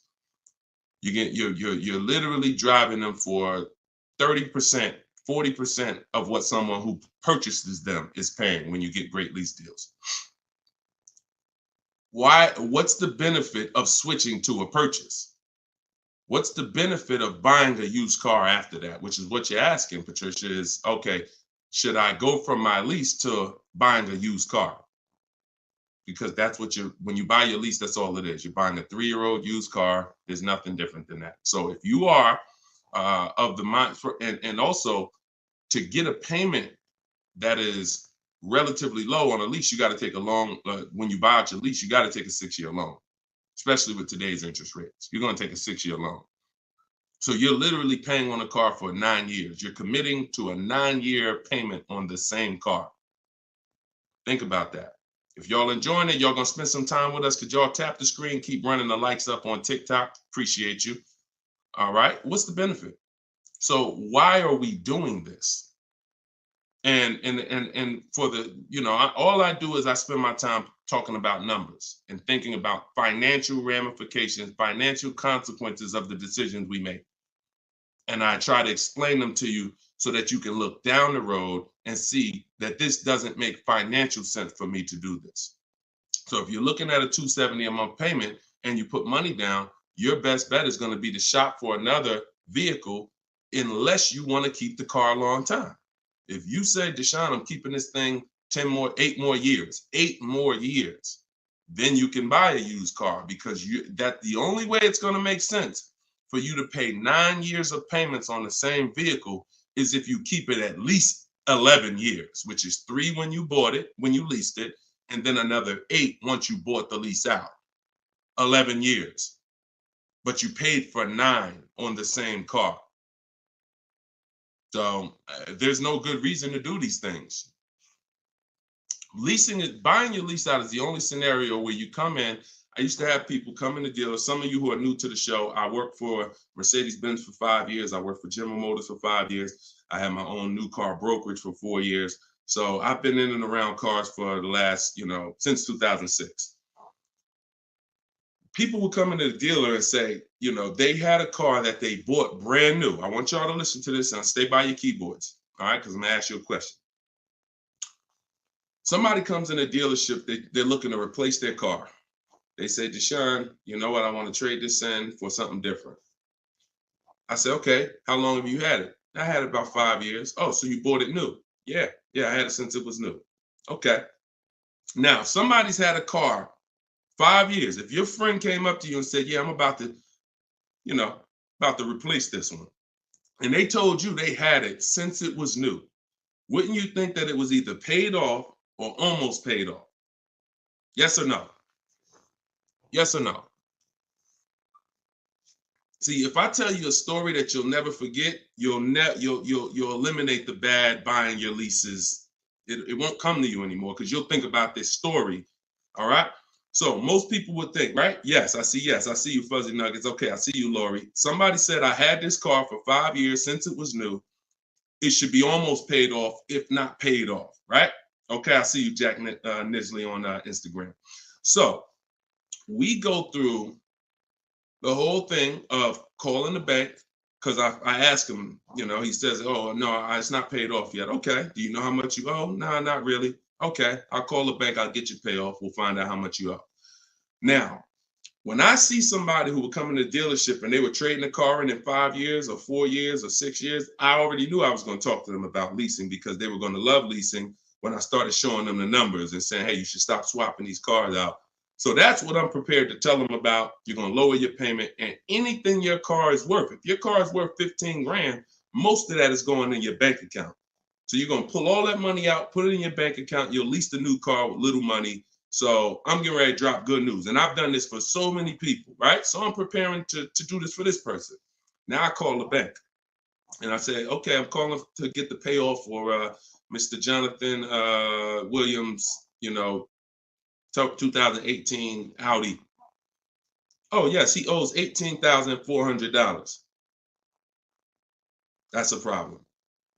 So I look at him and I'm like, the bank is saying you still owe like $18,000 on the car. How is that? Didn't you say you had it for 5 years already? Oh, yeah, but you know what? I actually leased it, and then I bought the lease out. This is how I found out this was horrible. It's exactly how I found out. Wait, you bought the lease out? Yeah, I took a loan out, and See, this is the only scenario where you can have a car for 5 years, but because he took a 6-year loan or even a 5-year loan to buy the balance of the lease, he still has 3 to 4 years of payments remaining. I want to let that sink in. 3 to 4 years of payment. He comes in after 5 years. You know what? I've been driving this car 5 years. Let's go. You still have 3 to 4 years of payments remaining because you bought your lease out. It's a horrible idea. It's a horrible idea. If you want to ask a question about any exceptions to that rule, you feel free to ask. I've got a bunch of smart people on here. We got a couple hundred people on here. Would anybody commit to a 9-year loan? Anybody? Anybody willing to raise their hand and say, hey, yeah, I'll buy a car, 9-year loan? Anybody? No, right? So this is what we have to understand. The buying the leases out is a horrible, horrible, horrible idea unless you are keeping it for another 8 years, because all you're doing is buying a used car. Now, the bad thing about that is you don't even have any excitement about the purchase when you start a new purchase, when you bought your lease out. So at least when you buy a used car, it's a new car to you. You've never been in it. It's like, okay, we got a new car. When you buy your lease out, you're already halfway tired of the car. But if you're a short-term person, you're not keeping your cars 8 years, there's no way you are going to keep that car long enough to have it make sense. No way. You've already been in it for 3 years. So what I'm trying to get you to understand is you need to pick a side. The people in the middle lose all the money. The people who buy their cars and keep them 8, 10, 12 years win. You still got to make sure you get a great price on the car. The people who get great lease deals win. Great lease deals, not regular lease deals. Win. There's two sides, but then this middle, those of you who buy your car and then you trade it in 3, 4, 5 years, you're in the middle. You're trading your car in when it's losing the most money in depreciation. You're losing thousands of dollars compared to these other two people. And those of you who are buying your lease out, you're paying too long on these cars that you're not going to keep long enough to have it make sense. You're in the middle, stuck in the middle. Pick one side and stick to it. And the way you do that is to ask yourself, every time you're about to get a car, how many years am I going to keep this car? Very simple. 8 years or more, I'm purchasing. 7 years or less, I'm shopping for great lease deals. That's how you get out of the middle. That's how you win. By the numbers. And I'll show you people throughout the show that you see these numbers don't lie. Go ahead, Dolan, shoot the next one out. All right. Let's talk about the black book and how dealers use it as an advantage to ask higher prices. In what way? Okay. Black book, most consumers are not even aware of. So when it comes to black book is a tool that dealers would be using, if anything, and consumers are not going to be aware of it. Now, when I've never in my life buying a car needed to focus on what the black book says, because I don't focus on algorithms. I focus on offers and bids. Offers and bids. Even when you go on those websites where you're shopping for used cars, because this is a used car question, you'll see Car Gurus, Kelly, Auto Trader, Cars.com. They give you a algorithm-based opinion. Good deal, great deal, fair deal. That's an algorithm-based opinion because they're not actually doing it like real estate, which is based on comparable sales. So it's all it is an algorithm based on all the cars that are on this website. This is considered a good deal. Now, here's the problem. They don't know what the original price of the cars were. So they're going off of an artificial market system. So if I just take everything on my website and then say, based on everything on this website, this is a good deal, but I don't know the most important thing, which is what I teach. This is in my book. This is everything I talk about you need before you can buy a used car. I need to know the original price. So the car that I ended up getting, which was a 2021 Infiniti truck, they said that was a fair deal. I'm looking at it, and that's why I ignored it. So I don't even pay attention to it. But when I'm looking at these top 4 Infiniti trucks, they all look the same. They're all white. They're all the same year, 2020 at the time. It was 3 years old at the time. They're all within a couple miles, 26,000 miles to 36,000 miles, similar miles. So, and they're all asking between 30 and 32,000. So that's confusing for someone who's going to, now that's why they give you the algorithm, because what they're going to try to do is try to end the confusion so that you don't stay there and you buy something. But no, what you need to do is you need to get the original window sticker of the car. Now, Carfax has agreements with some dealers, some brands. But once I got the original window sticker, here's how the clarity comes in. What I just told you is the scenario that most of you who shop for used cars online, you've encountered that. I'm looking at 4 cars. They all look similar miles. They're all asking within, $1,800 of each other. How do I pick the right one? Right? Normal question. Once I got the original window stickers, what do I see? Well, one of them is $46,000 brand new. One of them is $48,000 brand new. One of them is $52,000 brand new. One of them is $54,000 brand new. And that's the one I got. Type clear if that just clicked for you. See, when I'm looking at the algorithm-based price, now you're telling me, oh, well, these cars are within $2,000 of each other. So really, no matter which one you pick, you really did okay. That's what you're telling me based on the algorithm. But based on the facts, if I accept the one for the lower price, because I think, oh, well, they're all the same. But that's the one that was $46,000 brand new. And the other one that was $54,000 brand new, that had all this special equipment in it and features and all types of nice stuff in it, that one they were asking $1,500 more. So I lost if I picked that lower price one. That's why we don't get stuck on these algorithms and black books and anything like that. We go to the market, we see what the low side of the market is, and then we're going to obtain the Carfax. I have a couple ways that I like to do it. Either through the dealer's website. I'm going to get the original window sticker of the car, and I'm not going to buy a used car without having the original window sticker of the car. How do I know what's in the car? Forget what the dealer's discounting. See, listen, my mission is to show you the science of shopping from home the way I teach, because my way is a science. It's not random. It's actual steps. They don't change. It's a system. McDonald's. Drop the nuggets in for 5 minutes. When you hear the beep, take the nuggets out. They're done. Don't do anything that I don't tell you to do. That's my system. Now, the other ways is the other part of my mission is to show you the hidden money that you haven't been trained to see in your car deals. And this is the hidden money. Looking at things that don't matter is the distraction. It's the time waster. What matters when I'm buying a used car, when I need to know whether I'm getting a great price on it or not, is how much it was originally. And what is the discount off the original MSRP? That's all that matters. That's all that matters. Okay? Different way of doing things. Different. And this is how I want you moving. Go ahead, Dolan. Next question. What's up, Andrew? YouTube, I see you. I'm going to lease a 2024 pickup, but I want to have a hard cover on it. Should I search for a truck with a hard top, or can I have one installed while I'm leasing? Would that affect my lease? Great question. Usually anything, I mean, if you can see, here's the thing about seeing a truck that has it.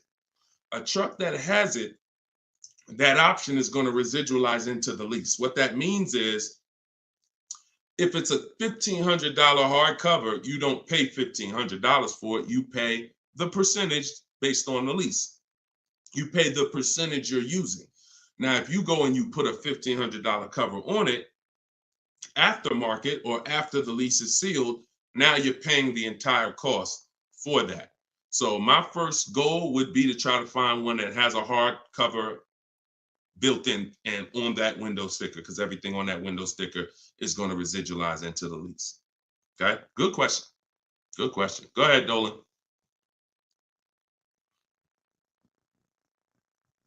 Okay, and we're live, y'all. Just so you know, I know some of you may have seen our broadcast because we rebroadcast these shows all day, but we are live. Today is our Wednesday 12 p.m. show and Eastern time, so you can ask your questions. We'll get through as many of them as we can.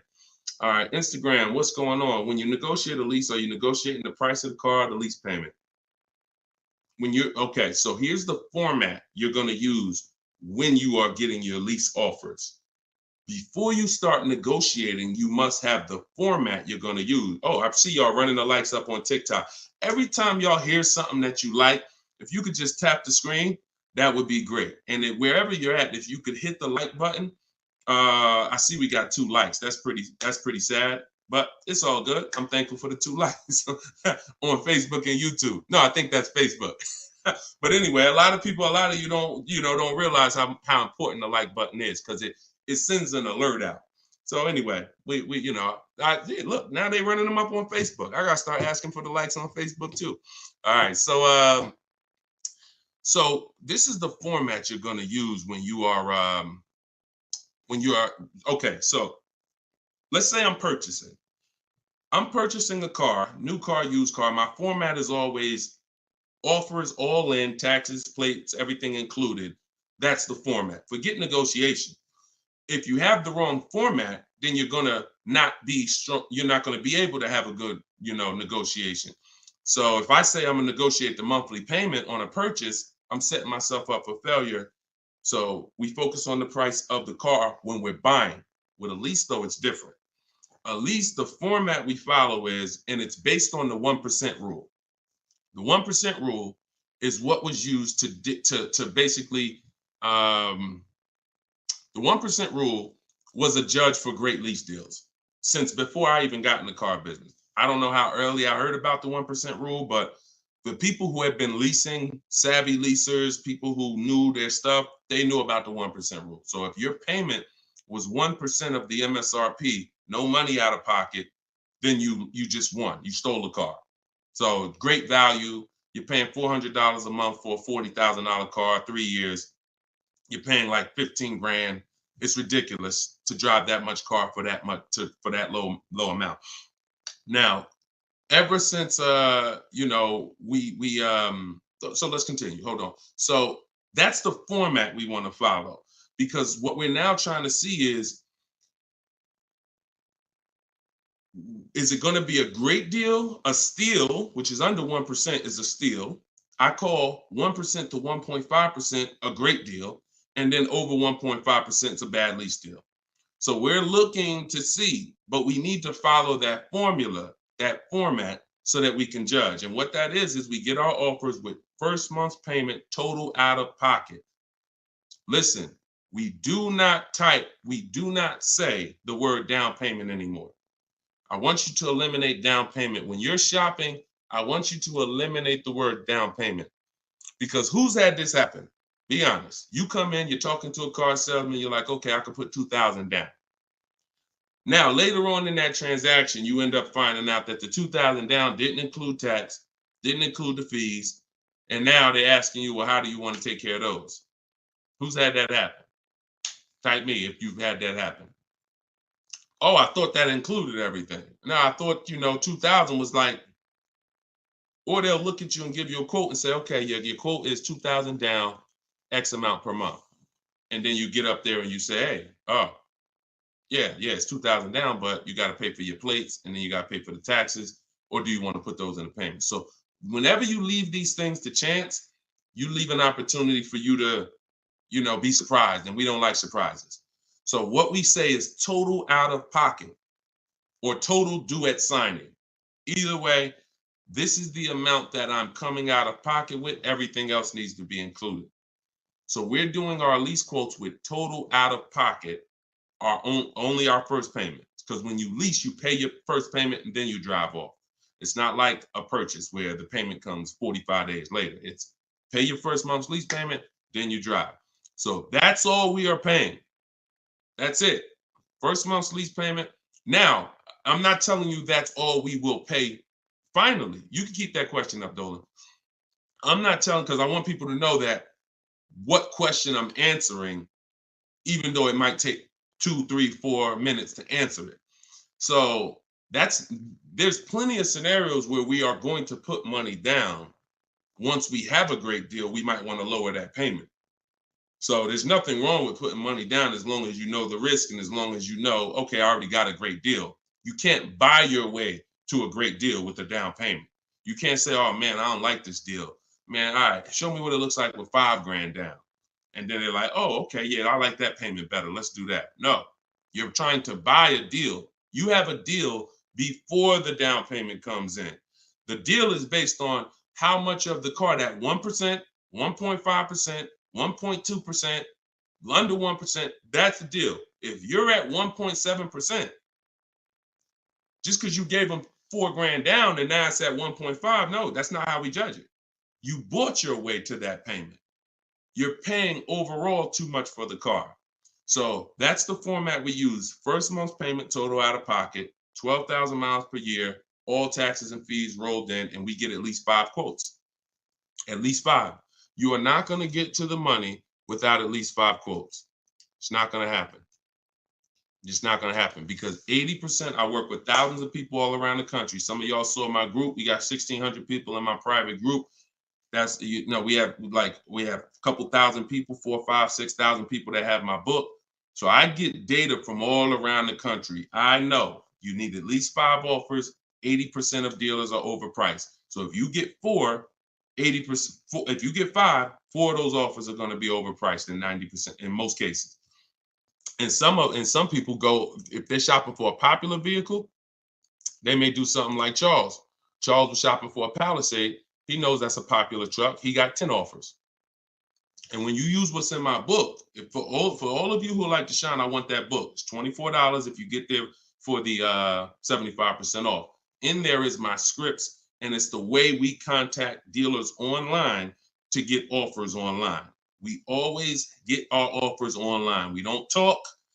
I'm not giving you scripts to say, hey, yeah, all right, I gotta remember what Deshone told me to say. No, we are online. They're online scripts and templates, because if we talk, we're messing up. Whenever we're talking to a salesman about numbers, you're not following what I teach, because I'm never gonna be in that position. I'm never gonna tell somebody to be in that position. Everything we do is online, but you must get 5 offers at least. And you see, Charles got the Palisade, $48,000 truck, $597 a month. It's people on here. It's probably people watching this broadcast that's like, I got that same truck, Deshone, and I'm paying like 7, 8, 9. It is what it is. You need new strategy. So go ahead. That's how we format leases. And once you get your offers in that format, Nicole, now you can start to compare the offers, and now you can start to negotiate if you want to make, because we always make counter offers. Whenever someone sends us a quote, we always make counter offers. In fact, I have a calculator that you put the offers in and it tells you what you should counter. But if you're going to do it your way or my way, it doesn't matter. We always make counters and then we settle from there. That's how we negotiate. Right format, then we do our counter offers. That's how we negotiate and get these deals. All right. All of this is in my book. For those of you who haven't gotten there yet, or those of you who just jumped on, it's in my TikTok bio. It's in my Instagram bio. There's a website there. You just click that picture of me. You won't leave the broadcast. Click the link in my bio and click the button that says 75% off the new book, and you'll have your copy in your inbox. You can use all of this stuff forever. And it's a digital book. Some people say, Deshone, is it in print? You don't want to print the book? No, because I can't update it. If I print the book, every single new thing that happens, I gotta remake the book. And now you got Cars from Home Volume 1, Cars from Home Volume 2. Every year I'm putting out a new volume to update it. No, with the digital book, we can update it all day long. So it's really a one-time purchase. So in the Facebook and YouTube comments, you guys can get yours, and you can win. Go ahead, shoot the next one up, Dolan. Okay, Sierra on Facebook. Even if you're getting another lease, will you still owe the remaining payments? Yes. Yes. Look, it's a bunch of lies. I know people have told you that if you now let me preface this, because what she's asking is, see, a dealer that you did business with may make it look like if you come here, we'll get you out. Who has dealers calling them right now telling them, hey, come on in, we'll get you out. We'll take care of the old payments. We'll get you out of your lease early. We'll buy you out of your lease. Or if you got a car and you're not leasing, they're like, hey, we need your car. Hey, come on in. We'll make a deal. We'll keep your payment around the same on the new version, all of this stuff. Okay? So I want to talk specifically about what happens. First of all, that's a computer generated letter. So when you see, hey, Rico, my manager just saw your 2014 Saturn Ion. Man, I have a customer looking for that exact car. That's all a computer rated. That same email, that same letter goes out to 10,000 people at once. Okay, so don't. So understand that. Now let's hone in on the people who they hit you with I'll get you out of your lease early. There's only one way where payments are going to be waived, because the dealer can't waive payments. Only a bank can. So if you're with Honda Financial, if Honda Financial decides they want to do some type of loyalty program where they waive remaining payments, and it's usually 1 or 3. The most I've ever seen when I was with Mercedes, there was some cars they wanted to get back. They did 5, but that was it. And that went away. So, even from 2019, I didn't see payment waivers on leases because, I don't know, for whatever reason. I saw them early in my career with Mercedes, but not later. They went away. So what they'll tell you is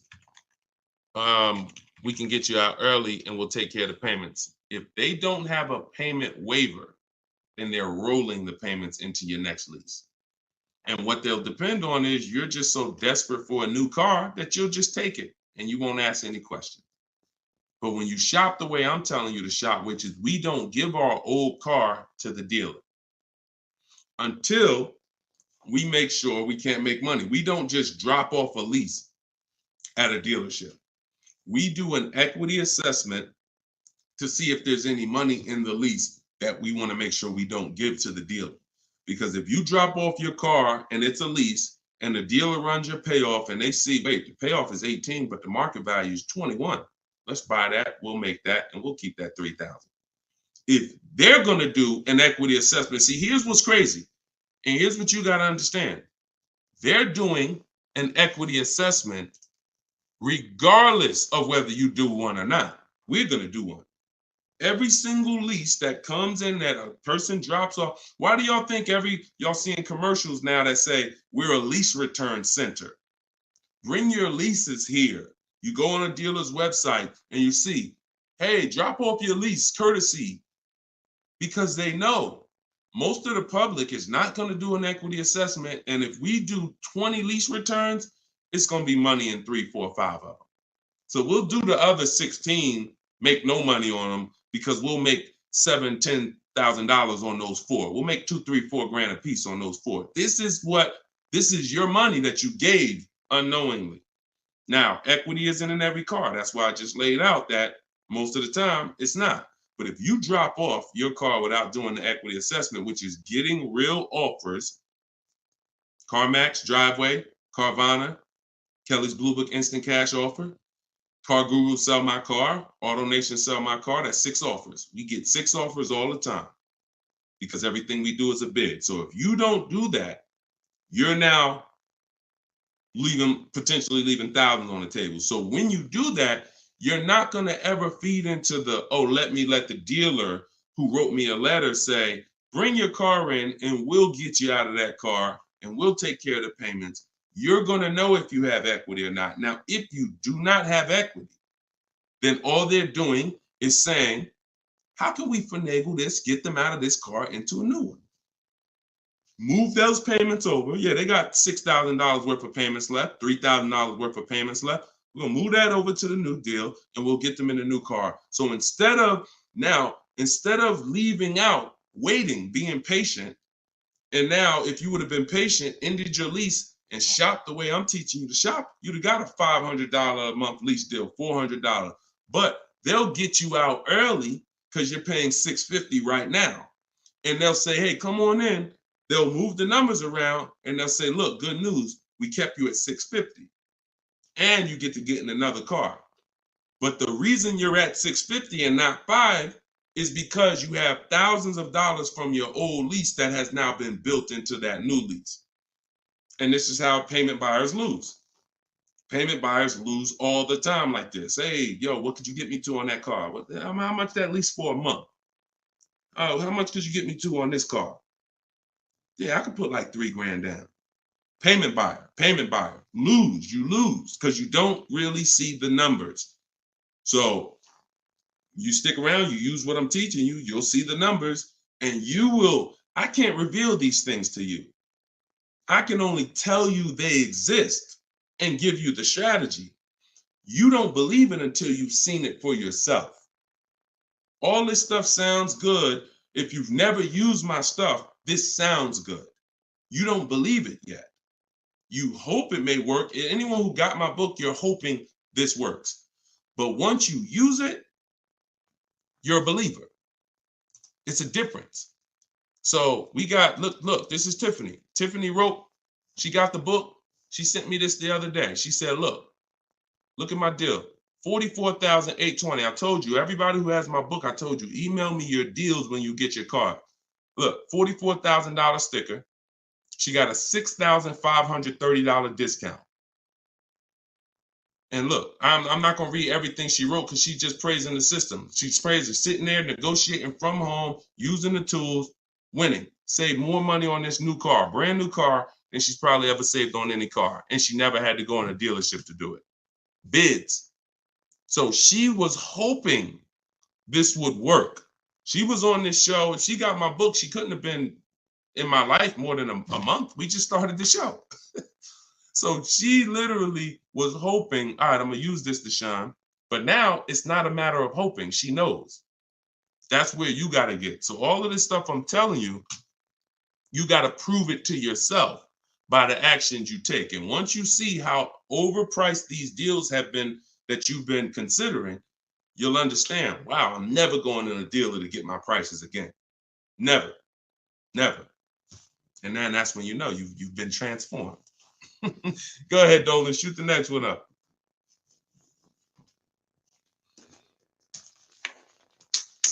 All right, Instagram. What's the best advice you can give to get the best deal on buying a car cash from a dealer? Forget how you're paying for it. Get bids. How you're paying for the car does not matter. See, people will walk in. If you walk into an 80% dealer with cash in your pocket, you're going to lose. Vicky, it's in my TikTok bio. She said, I want your book. Just click that picture of me. You won't even leave the broadcast. Everybody on Instagram, click the picture of me at the top. You'll see a website there, a little link. Click that. Get your book in literally 60 seconds and you come back to the broadcast. So how you're paying for the car does not matter. So people walk in and say, yeah, look, I'm paying cash. What's the best price you could do on this car? If you're in an 80% dealer, you there's nothing you can do. They can knock off because they're so high, and the discounts they're going to give is so. The only way they're going to give you big discounts is if they start at very high. If they got $5,000 of market adjustments, then yeah, they could say, look, you got me down. Look, I gave you 4,000 off. And I don't give anybody 4,000 off. This is a popular car. They're still using they'll still tell you on, hey, it's not a lot of cars out there. They're still running with that story, because if you believe it, they won. I told you, the name of the game with car sales is not you winning, it's you thinking you won. So they'll throw stuff out and they'll make you think you won, and it's based on what you say. If you come in saying stuff like, man, you know what? I've been to 2 dealers. You're the first person that got this car. Okay, you're going to pay me more for that. I'm just telling you how the wolves think. I've been next to the wolves long enough to know how the wolves think. So everything you're saying is working against you and you don't even know it. Man, I need a car this week. You're going to pay more for that because you can't say no for long. Oh, I need shoot, man, I went to another dealer, man. They gave me this quote. That quote was so high. I was like, nah, I'm not buying from them. Okay. I'll be a little lower than them, but not much lower. So this is why in my system, you don't talk. I'm not teaching. Y'all never have heard me ever say on any of my videos, remember to say this when you're in the dealership. Remember to say this when you're talking to this person. Because that's a losing battle. Everybody that's been trying to teach you that has failed you because you can't win dealing with a trained salesperson that sells cars 5-6 days a week, negotiates 3-4 times, probably 10-15 times a week. So when you talk about what's the best advice for someone paying cash, the best advice is to realize how I'm paying for the car is not important. Who's going to sell me the car for the lowest price is what's important. If I'm buying a used car, who's going to sell me this used car for the lowest price? That's what's important. If I'm buying a brand new car, which dealer out of all the Nissan dealers, I want a Nissan, which Nissan dealer is going to sell me this car for the lowest price? That's what's important. That's what's important. Separate the transaction, separate the acquisition of the car. And then I would tell you the same thing if you were talking about monthly payments. Monthly payments is not important. What's a good monthly payment on this car that I want? Before you think about the loan that you're putting on the car, which is what you're talking about, which is why we separate our transactions. We get bids when we sell our car because we don't trade. We get bids when we're buying our cars. We get bids when we're getting our loans. Separately. See, car dealers have taught you to give them 3 transactions. You're going to buy a car, you're going to trade your car into us, and you're going to give us the loan. That's 3 transactions. There's money in each one of them. So any transaction that there's money in, we're bidding it out. So if you were like, hey, what's a good monthly payment on this car I'm looking for? I would be like, monthly payment is important. The loan isn't important. The dealer who's going to sell you the car for the lowest price, beat all their competition, give you the largest discount. That's what's important. Then you drop the money. Clear? If we clear, if y'all clear, if we're following, if you're getting value out of the show so far, if you're loving the show, type a $ and let me know. All right, Dolan, next question. If you're getting value, everybody following, type $ if you follow. Skinner, what's up, my man? Good to see you. Okay. All right, this is Miss Brooklyn. All right, I see you. Maxine, I see you. TikTok, Glenn Wright, I see you. All right. Hold on 1 second. Instagram went down for a second. I like to get them down here. All right, I see you, Simply Elegant NJ. Okay, so Miss Brooklyn on TikTok. May I ask, my lease got totaled. Is there any good in that? I have 4 months left on my lease. Not really.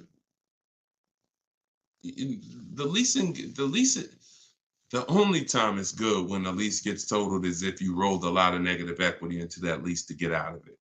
So if I went from a finance and I had a bunch of, many of you, once you learn that, if not leasing has cost you money, and big money. I cannot downplay this. Big, huge money, thousands of dollars, probably $4 or $5 grand every single car. Plus, you're not driving the cars you could be driving. So on top of that, just the money you lose is $4 or $5 grand.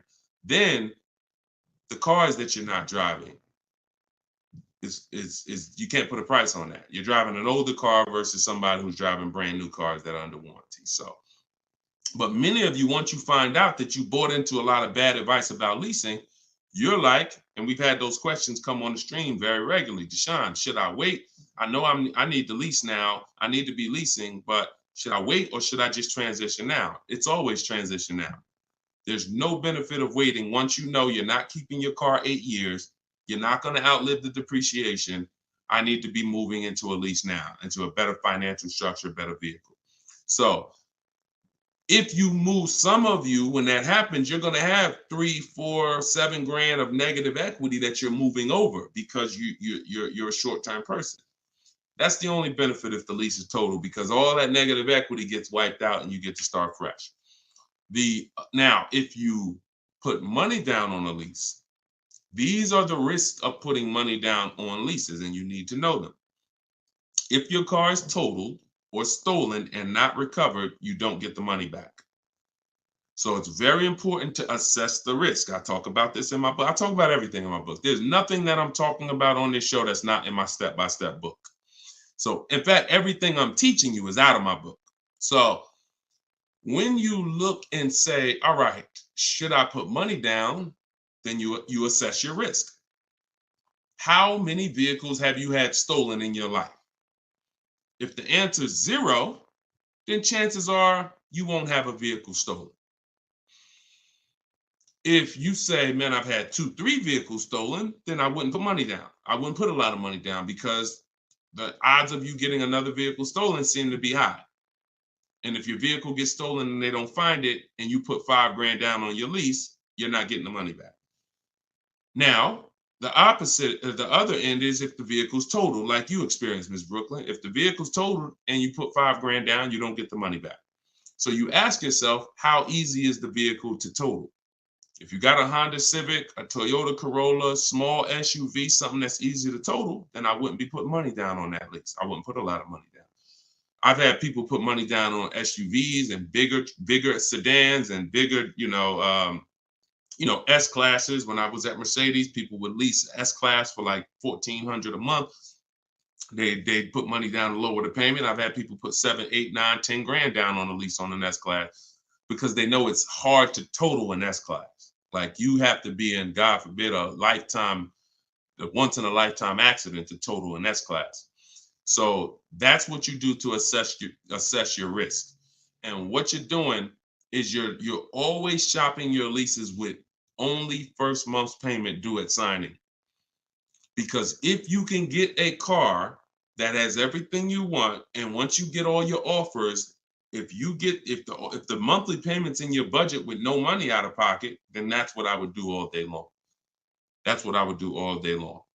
But sometimes people will get like a lease and it's a great deal. It's under 1.5%, but they're like, you know what? Payment is like $600. I want to lower that to like $500, and they'll put $3 grand down to lower it, $3,500 down to lower it to $500. But that's a decision you make only after you assess the risk. But in your particular case, if you didn't put a lot of money down, then no, you're just going to start fresh. You're going to shop for your lease, and that's it. Good question. All right. Yes, under 1%, we call that a steal, Skinner. Absolutely. That is a steal, not a deal.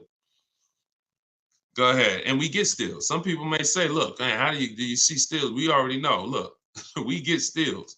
When you get bids, you'll see some steals depending on the lease program. Farina just got her Jeep Grand Cherokee, $66,000 Jeep Grand Cherokee, $579 a month. $579 a month. 0.88%.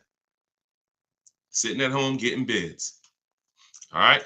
Go ahead. Next question, Dolan. Shoot it up. This is Byron on TikTok. How long should you wait to refinance after the purchase date? As soon as it makes sense. I don't know what your interest rate is, and I don't know how thoroughly you shop for your loan. If you use the bank bidding war, we're letting 15, 20 people run our credit within a 48-hour period. So it only is going to weigh on our score like as one hard inquiry. So if one hard inquiry would have lowered our score 10 points, those 15, 20 inquiries will lower our score the same 10 points when the window closes. So if you shop like that, then no, you're not going to refinance in a month because you shop the market so thoroughly, the potential for you saving in the short term is not going to be there. But if you didn't, then yeah, you might be looking now and see that there's people who can refinance you for a lower rate. But again, the reason I don't like doing that, if you just got the car, because now you're talking about, potential more hard inquiries. But what are you going to do? If you think you could get a lower interest rate refinancing, I go online, type in refinance car loan online and see, I think Lending Tree, Nerd Wallet, they have a couple resources that they recommend, and see if you can save money. I'm refinancing if I could save money, if I could drop, because look, on a $30,000 loan, if you got $30,000 that you owe, if you could drop your interest rate by 1 point, that's probably $1,000. So, I mean, if you're not taking the shopping of your interest and your loans, that's why we bid this out. In my book, not only, and I have a section when I send it, it's called the Bank Bidding War. So I haven't combined it into my book yet. But for those who are financing, I'm going to restructure the book. Again, another update coming of the book, because that's what we do. And I'm going to add the Bank Bidding War to the book. But I don't want you, if you go online and you see that you can refinance and you can drop your interest rate, then do it. But I always tell people, don't just take a long loan, because what they'll try to do is tell you and what you can fall for. Because if you just get hung up on the monthly payment, they'll tell you, well, if you take a 5-year or 6-year loan, refinance it to 6 years, your payment goes from $490 a month to $350, and you're like, okay, give me that. But if you've already been paying for a long, for a year, now you refinance for 6 years, now you got 7 years. So you want to look at the total amount. So here's the rule of thumb that I like to follow. You can use it if you want. You're free to do what you want, but I think it's a good rule. You refinance and you take the highest payment you could afford at the new low interest rate. So if you could afford the $500, no problem, then take the $500. That might be 4 years. If you could afford, don't go to the lowest payment. Go to the highest payment you could comfortably afford, because that's going to give you the shortest loan. And then, other than that, that's it. That's it. Go ahead, Dolan. Kevin from Instagram, what's going on? Does your credit score guarantee you a great deal? No, absolutely not. There's tons of people for the last 3 years. Strategy guarantees you a great deal. Strategy. We get below market deals. There's no one using what I'm teaching. There's no one using what's in my book that's following my strategies and that's not getting below market deals, because we see the market. You can't get below market deals if you don't even see the market. How you going to get below market deals? You got one offer. You got 2 offers. You get what I'm saying? How do you know what the market is?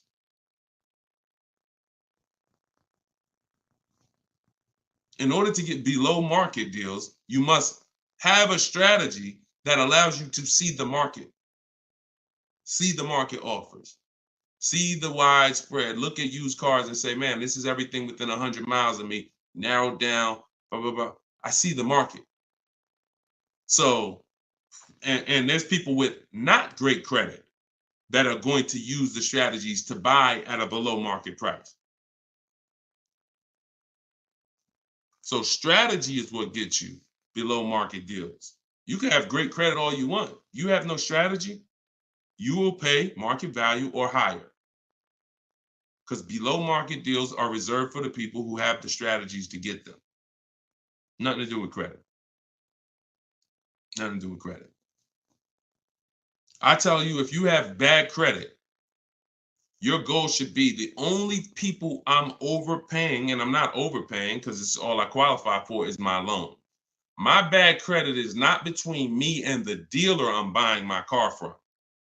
My bad credit is between me and the person who's lending me the money to buy the car. If below market price on this car is $18,000, if I don't have any strategy, then I'm going to go in and I'm going to buy it from them with bad credit and end up paying 21 plus the high interest rate, bank fees.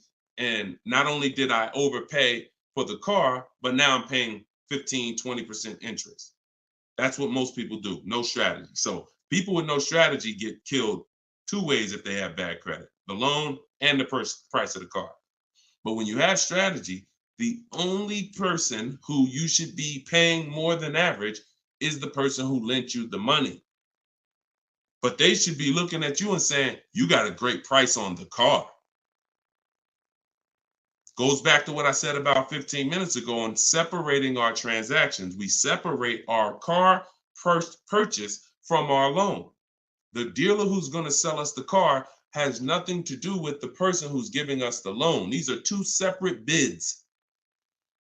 So my loan, because my credit's bad, is going to be a higher interest rate.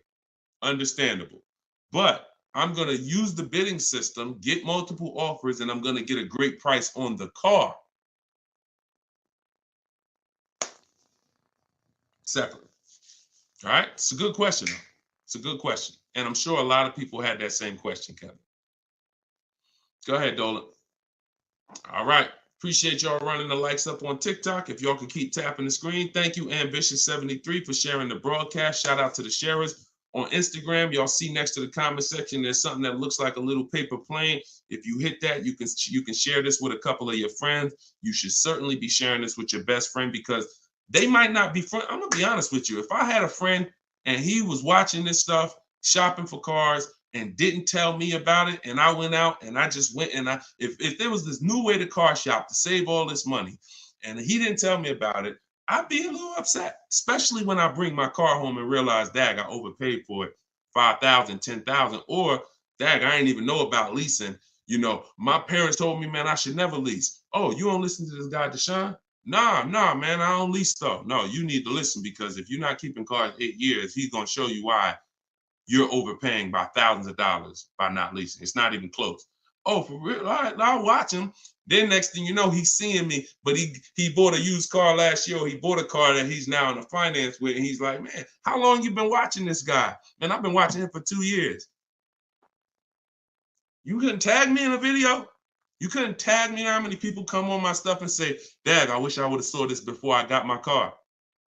We're trying to prevent that. I don't want your friendships destroyed. Not only am I trying to save households financially, I'm trying to save friendships. All right, go ahead, Dolan. All right, we got the next one up.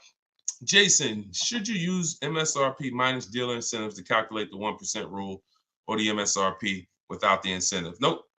MSRP. MSRP. I showed y'all this the other day. I'm going to show y'all this again. Well, I showed people on the broadcast the other day, right here. Just let me remove that question so everybody can see it. Just take that question down real quick, Dolan, so everybody can see this window sticker for me. All right. See right here? Total MSRP. That's what you use. That's what you use. So the reason why you're using the total MSRP is because once you use if you're on TikTok, you'll see it on the rebroadcast because we rebroadcast these shows throughout the day. Once you see the MSRP the percentage is what's going to change. based on the offer the dealer made you. We do not change the, we don't calculate our formula based on the selling price, because the selling price, when it's adjusted, it's going to change the percentage overall. The selling price is what's going to dictate whether it's 1%, 1.4%, 1. So the selling price, once you take the monthly payment and divide it into the total MSRP, it's going to tell you, okay, who gave me the biggest discount? The lower the percentage, that's the dealer that gave the biggest discount. It's reflected in the percentage. So we don't have to adjust the MSRP. The selling price, if they took $15,000, look, they took a crazy amount of money off for Greg, $56,000 MSRP. He got a 0.9% lease. Matter of fact, let's look at Kimberly. Kimberly, she got a Maserati. She got a $91,000 vehicle. She ended up getting over 20 grand off. Over 20 grand off, getting bids, saving more money at home than everybody's saving in dealers. Can't get these types of deals in dealers. So $86,000, then she got a $66,000 offer. So they were taking $20,000 off. And then the car that she ended up getting was this one. And look, when you see 1%, when you see a low, that means all that discount that they took off is reflected in the percentage, because the percentage is what you are paying relative to the MSRP.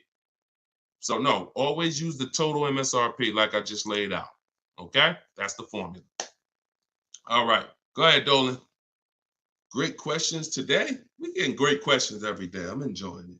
I'm enjoying it. TikTok, do you have to repurchase to get the book updates? No, you don't, Youssef. That's why it's a digital book. Example, Room went out of business a little while ago. Room used to be in our bids. When we sold our cars, the equity assessment, Room was in there. When we bought a used car, Room was in there.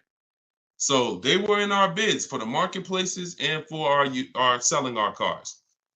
They went out of business. I went right into the master file, updated it. That's why when you get your book, an email is sent to you with the master file.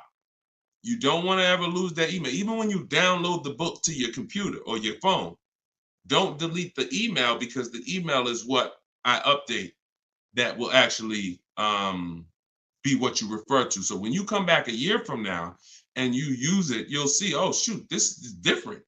Yeah, because we update this. So yeah, once you get it, that's why it's a digital book. That's why I didn't print it. And if I would have printed it, I could have, made more money probably, because I could have just said, hey, all right, y'all, a year from now I'm on here. Okay, so we had a lot of changes last year.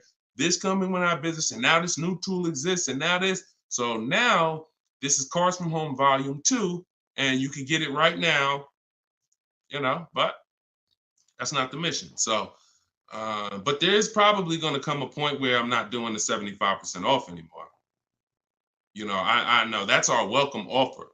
So, I mean, those of you who come on and look, $97, we've had people pay $97, not ask any questions, because if they use the book, they're not even asking any questions. If they use the book, it's like $97. I would have paid $900 if I knew what this book was going to do for me. So they're not hung up over $70-something difference. But I will at some point probably do away with the 75% off offer once we really launch and get enough books out there in the marketplace.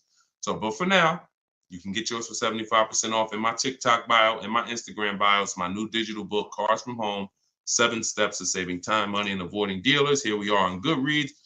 Thank you to everybody who's reviewed the book. And if you haven't reviewed the book and you used it, please go to Goodreads and add to our 5-star reviews. I appreciate you.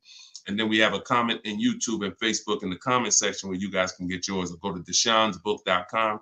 Get your 75% off before the timer expires. You got 30 minutes. All right, go ahead, Dolan. Valerie on Facebook. In leasing cars, can I do personal modifications? Great question. I'm an amputee. I have to drive with my left foot, so I need a left gas foot accelerator installed in order for me to drive. Can I do that modification on a lease car? That's a great question. Anything that can be restored back to factory, then you can do it. Like if you are going to, now you tents, they don't require you take off tents because some people like, that's a serious question. Can I tent my car on a lease? Sure. They don't usually sweat tents. But things that really like are changing the makeup of the car like this, it depends on if this is removable or not. If it's removable, then of course. If it's not, and it's a permanent adjustment, then I would say no, because they're going to bill you for that. And so what I would do if I'm you is I would only be, if you're not keeping your cars 8 years, now the mission is still to beat depreciation. To beat depreciation. So you don't want to buy a car, especially you, because you're making a custom update that will lower the value of the car. So whatever car you buy, Valerie, let's say your car's value would have been like this, going down over a 3 or 4 or 5 year period. Because of this adjustment you're making, it's going to go like this. Because if that update that you're making can't be removed, then you lower the amount of people who are interested in that car when you go to resell it. So what I would tell you, if you're not keeping cars 8 years, then you should only be buying pre-owned cars. That's going to be your smallest losses. Don't buy new, because when you, again, buying new and you doing your modifications on them, you're going to destroy the value of the car. You're going to lose so much money in depreciation and resale. So I would only be shopping for a used car if I'm you, unless there's a way for you to remove the modifications once you do them. Even if it costs you $1,000 to remove them, you're up, because the amount of money you're going to lose by doing that type of modification. I say the same thing to people who like to put, big exhaust systems on their cars. That's valuable to you, but you're lowering the value of the car because that's not valuable to most buyers. So if you spend $3,000, $4,000 on a fancy exhaust system and all of that, not only are you not getting that money back, you're lowering the car's value overall. So in your particular case, that's what you do. See if you can pay to get that car restored back. I do that all day long. And then I would lease. And before I turn the lease in, I would pay the money to restore it back to stock. Okay, that's a couple options, and you choose what works for you. Okay, all right, good question. All right, trying to buy the book. Link to the site is not loading. Just go to deshonsbook.com. Deshonsbook.com. And you can spell my name out. You can open it in the browser. I'm not sure why we got a lot of people that go to TikTok and get their book. So I haven't heard that. But if you're having issues, then don't let small obstacles stop you. Just go to deshonsbook.com and get your 75% off. Okay, this one is from YouTube. Is it better to get a loan from a bank that you choose, or is it better to use dealerships banks? We get bids. So I created a process called the bank bidding war. Now, there's so much money in your loans. There's companies that want to give loans. They don't sell cars. So that should tell you something. If there's plenty of companies in this world that want to loan money, they don't sell cars, then that should tell you there's a lot of money in the loans. So what we're doing is we're doing a bidding war, because everything we do not shake hands with anybody without a bid on anything. I'm not giving my old car to you without a bid. I'm not getting a loan from you without you winning a bid. I'm not buying a new or used car from you without you winning a bid. So we're not doing the bidding process until after we find the dealer who's going to sell us the car. Once we find the dealer who's going to sell us the car, won the bid, one dealer who says, okay, I beat all my competition, now we're buying from them. We are going to lock up that car with a deposit, and we're going to go home and we're going to start the bidding war. So the bidding war is 3 rounds. It starts before we look for the car, because we want to see if there's any special interest rates. So if I'm shopping for a car, round 1 of the bank bidding war, this is also in my book. And as I said, when you get your book, you'll actually see I'm sending you 2 files. I'm sending you the book. I'm sending you the bank bidding war blueprint separately, because I haven't added it to my book yet. But Round one is to see if there's any special interest rates, because if the car I'm looking at has a 0% interest rate from the manufacturer, or 0.99% or 1.99%, everything else is eliminated. There's no reason for me to look anywhere else. Now we always have to see what the term is, because sometimes they'll say 0% for 36 months. That's not going to work for most people, because that loan is going to be too short. Payments would be too high. So we got to look at the term. But if we see they have 1.9% for 60 months, or 2.99% for 72 months, this is really going to, no bank or credit union is going to beat that. So that's round one. Now, most vehicles are not going to have that. So then we do what we just said. We're getting the bids. We're finding a dealer that's going to sell us the car for the lowest price, win the bid. Once we do that, we lock our car up with a deposit. We come home. That's where we start the bank bidding war process. So we're going to go online. We're going to call our bank, our credit union, do all these offers, let all these people access our credit with a hard pull. And then we're going to get the bids in round two. Whoever gets the lowest bid, they win round two. Then we call the dealer and we say, hey, this is what I got. If you guys can beat it with one of your banks, I'll do the business with you. That's simple. That's the bidding war. And see, when you do bids, when you follow my process, you eliminate any buyer's remorse. There's two types of buyer's remorse. You bought a bad car, so we have boundaries that we use to not buy bad cars. But then the other buyer's remorse is I overpaid. And not even I overpaid, it's the wondering if I overpaid, that mental torture. And some of you have had it the day you drive off the dealer's lot. Yeah, you think we should have did better? You think I should have asked them for another 1,000? I feel like I should have at least asked them for another 1,000. Yeah, I feel like this. You think the interest rate is okay? Mental torture, buyer's remorse, early buyer's remorse. That's eliminated using what I'm teaching you. When you get bids, it's guaranteed. We guarantee we get the most money for our old car. We guarantee we get the best price in the market on our car we're buying. We guarantee we get the lowest interest rate. It's guaranteed. It's a totally different thing. And the only way we do it is through bids. So that's the bank bidding war. And even I think who used it? I think Tiffany, when she wrote in, she would say something. That's what she was writing about in the end of her email she sent me. Send me your deals, y'all. I always want your deal. I say when you use this stuff, you use what's in my book. Email me your deals. You'll have my email, because when I email you the book, you'll have the email you can send your deals to once you get them. But this is what she said. She said, we received a check from our credit union, $41,000. We let them know we had a check, but their finance person, look, straight out my book. But if their finance person could get us a better rate, we would go with them. The dealer bought us a better rate, half our interest rate. But the bank they chose wanted $1,500 down, so we said no. So that's it.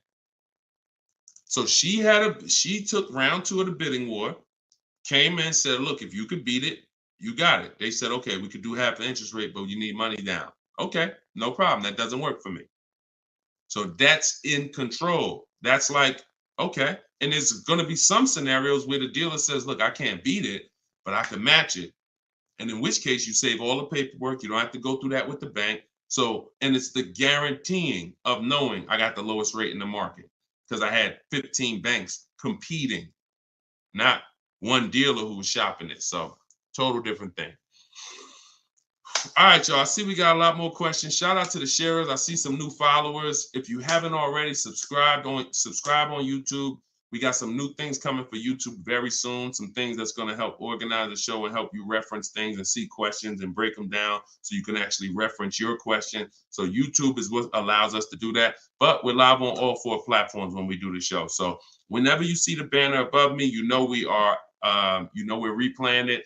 You can tell your friends about it, because some of you can't make the whole show. You got to go to work, or your friend, you can tell them any time of the day. We're usually rebroadcasting these shows, but the banner also will show when we're going to be live. So the good thing about it is, you see in the banner, we'll have the live shows so you can actually see when we're live and you can join us. So this has been our 12 p.m. show.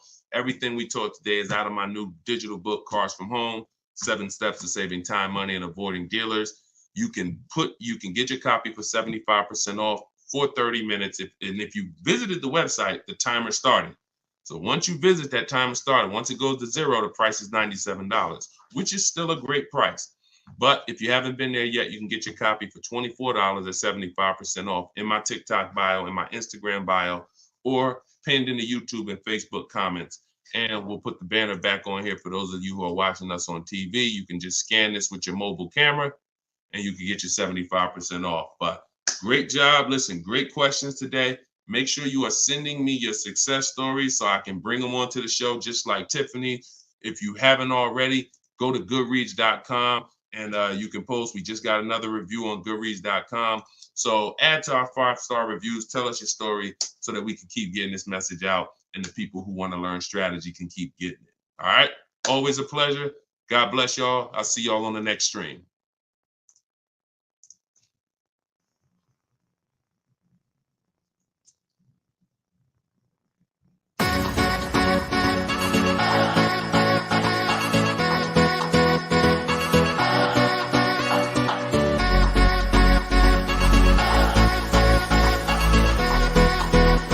The worst possible thing you could say when you walk into a car dealership. I spent 5 years with Mercedes-Benz, 5 with General Motors, and the worst thing a person could say when they walk in is, if you could just get me to this payment, we got a deal. So your loan's probably still like 19, which means you got to pay to get out. You're upside down. It's called negative equity.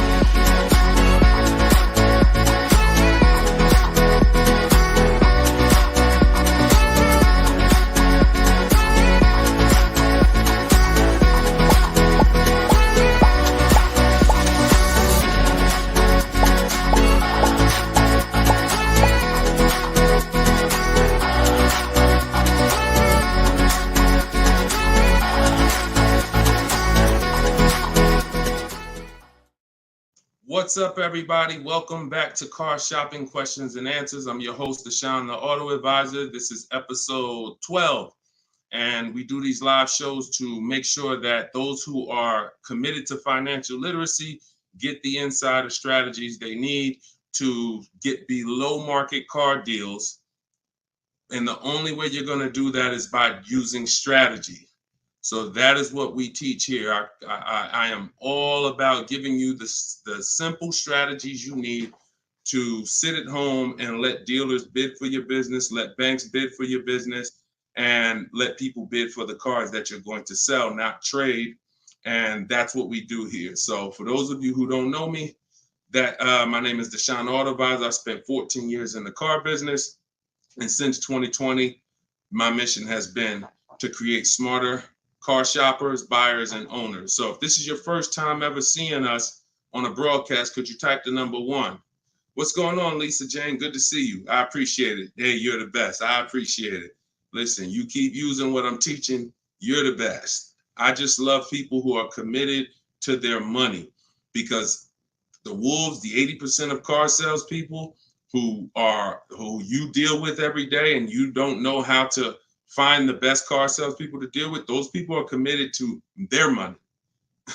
One thing about the wolves and the sharks is they are committed to making their 15, 20, 25, 30 grand a month, and they do not care who gets in the way. When you walk in, you're a casualty of war if you don't know what you're doing. So that's what we do here. So you guys can start typing your questions. I do have my man Dolan in the back moderating. He's going to bring your questions into the show. And if you're watching and you see the banners, that means this is a rebroadcast. But if you don't see the banners, we're live. And right now we're live. This is our Wednesday, 7 p.m. live stream. Okay, so once we get a couple questions, my man Dolan will bring the first one in. We'll get the show on the road. But the simple housekeeping, for those of you who don't know, I am the author of the new digital book, Cars from Home. We're rated 4.94 on Goodreads.com. Thank you to everyone who's reviewed the book and used it. I want you to email me your deals when you pick up your cars. See, what I want from you guys is to be excited about the deal. Right now, most of you are ashamed of your deals. So that's just a fact, because you wouldn't email. And I'm not in the business of telling people they got bad deals. But once you start using what I'm teaching you and you start getting bids and shopping the easy way, you'll love to share your car deals. You'll be sharing your car deals with anybody willing to listen. And that's what I want.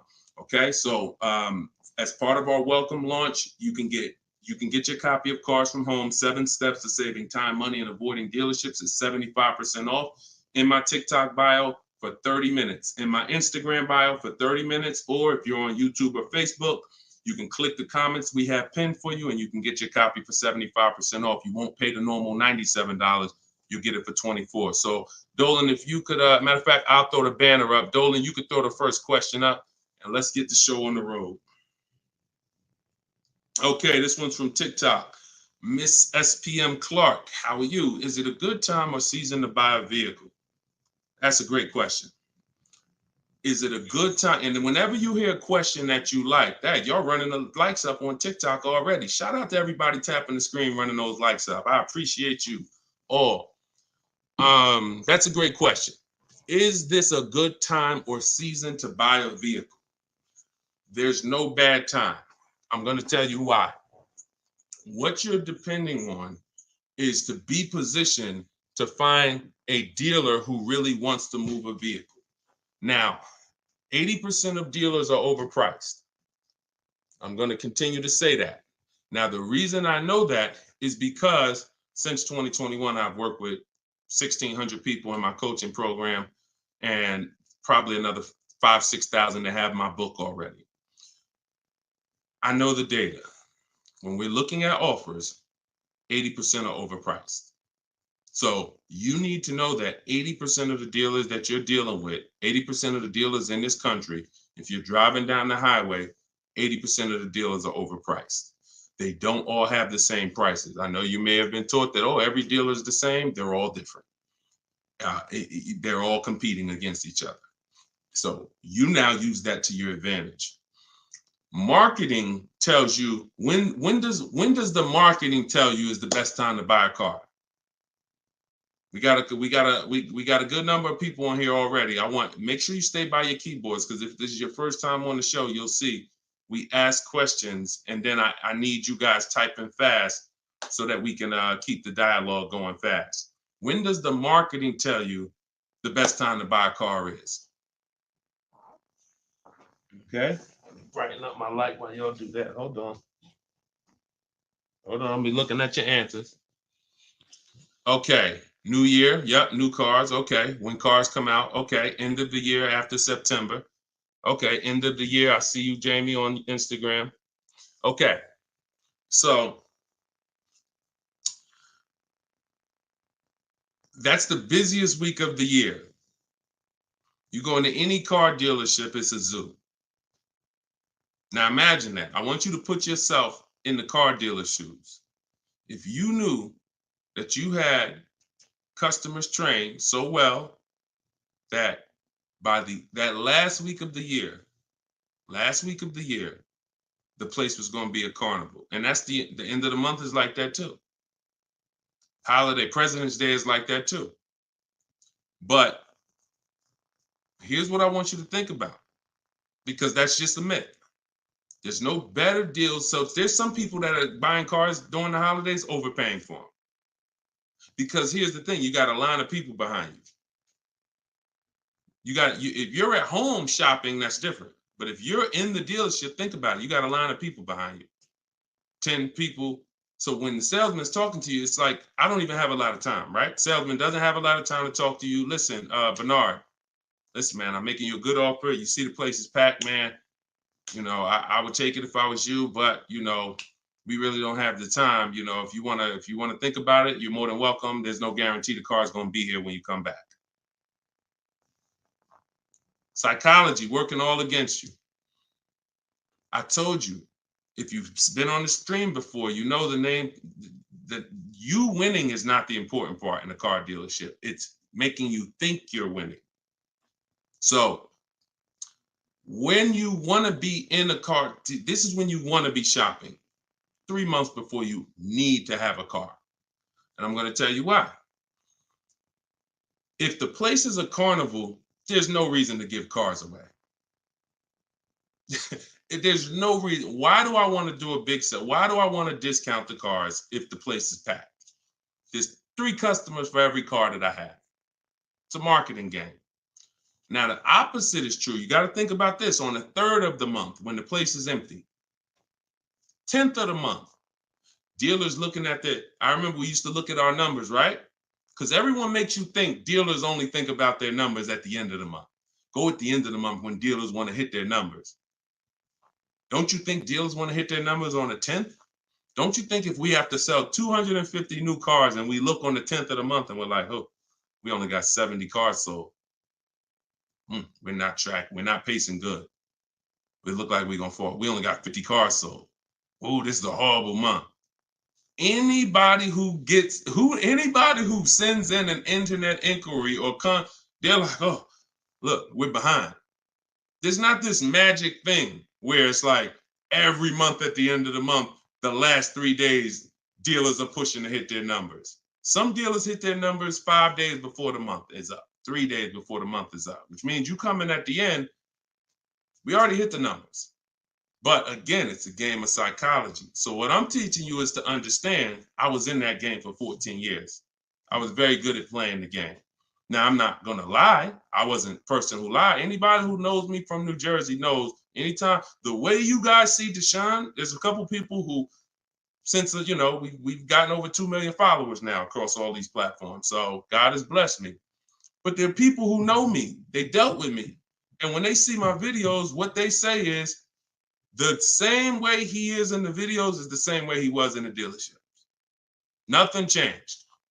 Some people are like, oh, I'm online now, I'm teaching. And then it's like, they got a bunch of people out there that's like, no, that's not, he changed when he went online. The same way I was in a dealership teaching people about numbers, about leasing, don't buy your lease, all of this stuff that I'm teaching in the stream is the same way. So the game of psychology is what you have to stop falling for. Stop looking at marketing, and now you have to look at what does make sense. That's being in the market 3 months before you need a car. I'm gonna tell you why.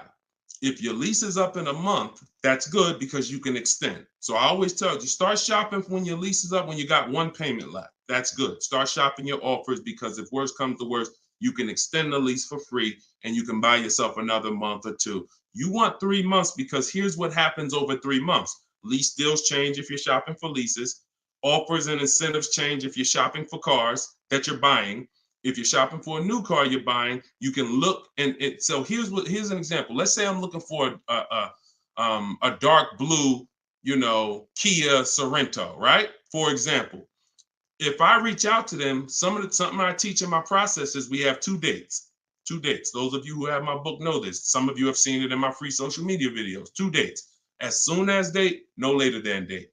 As soon as date is the soonest you can say yes to an offer. That's the soonest you should be looking at offers.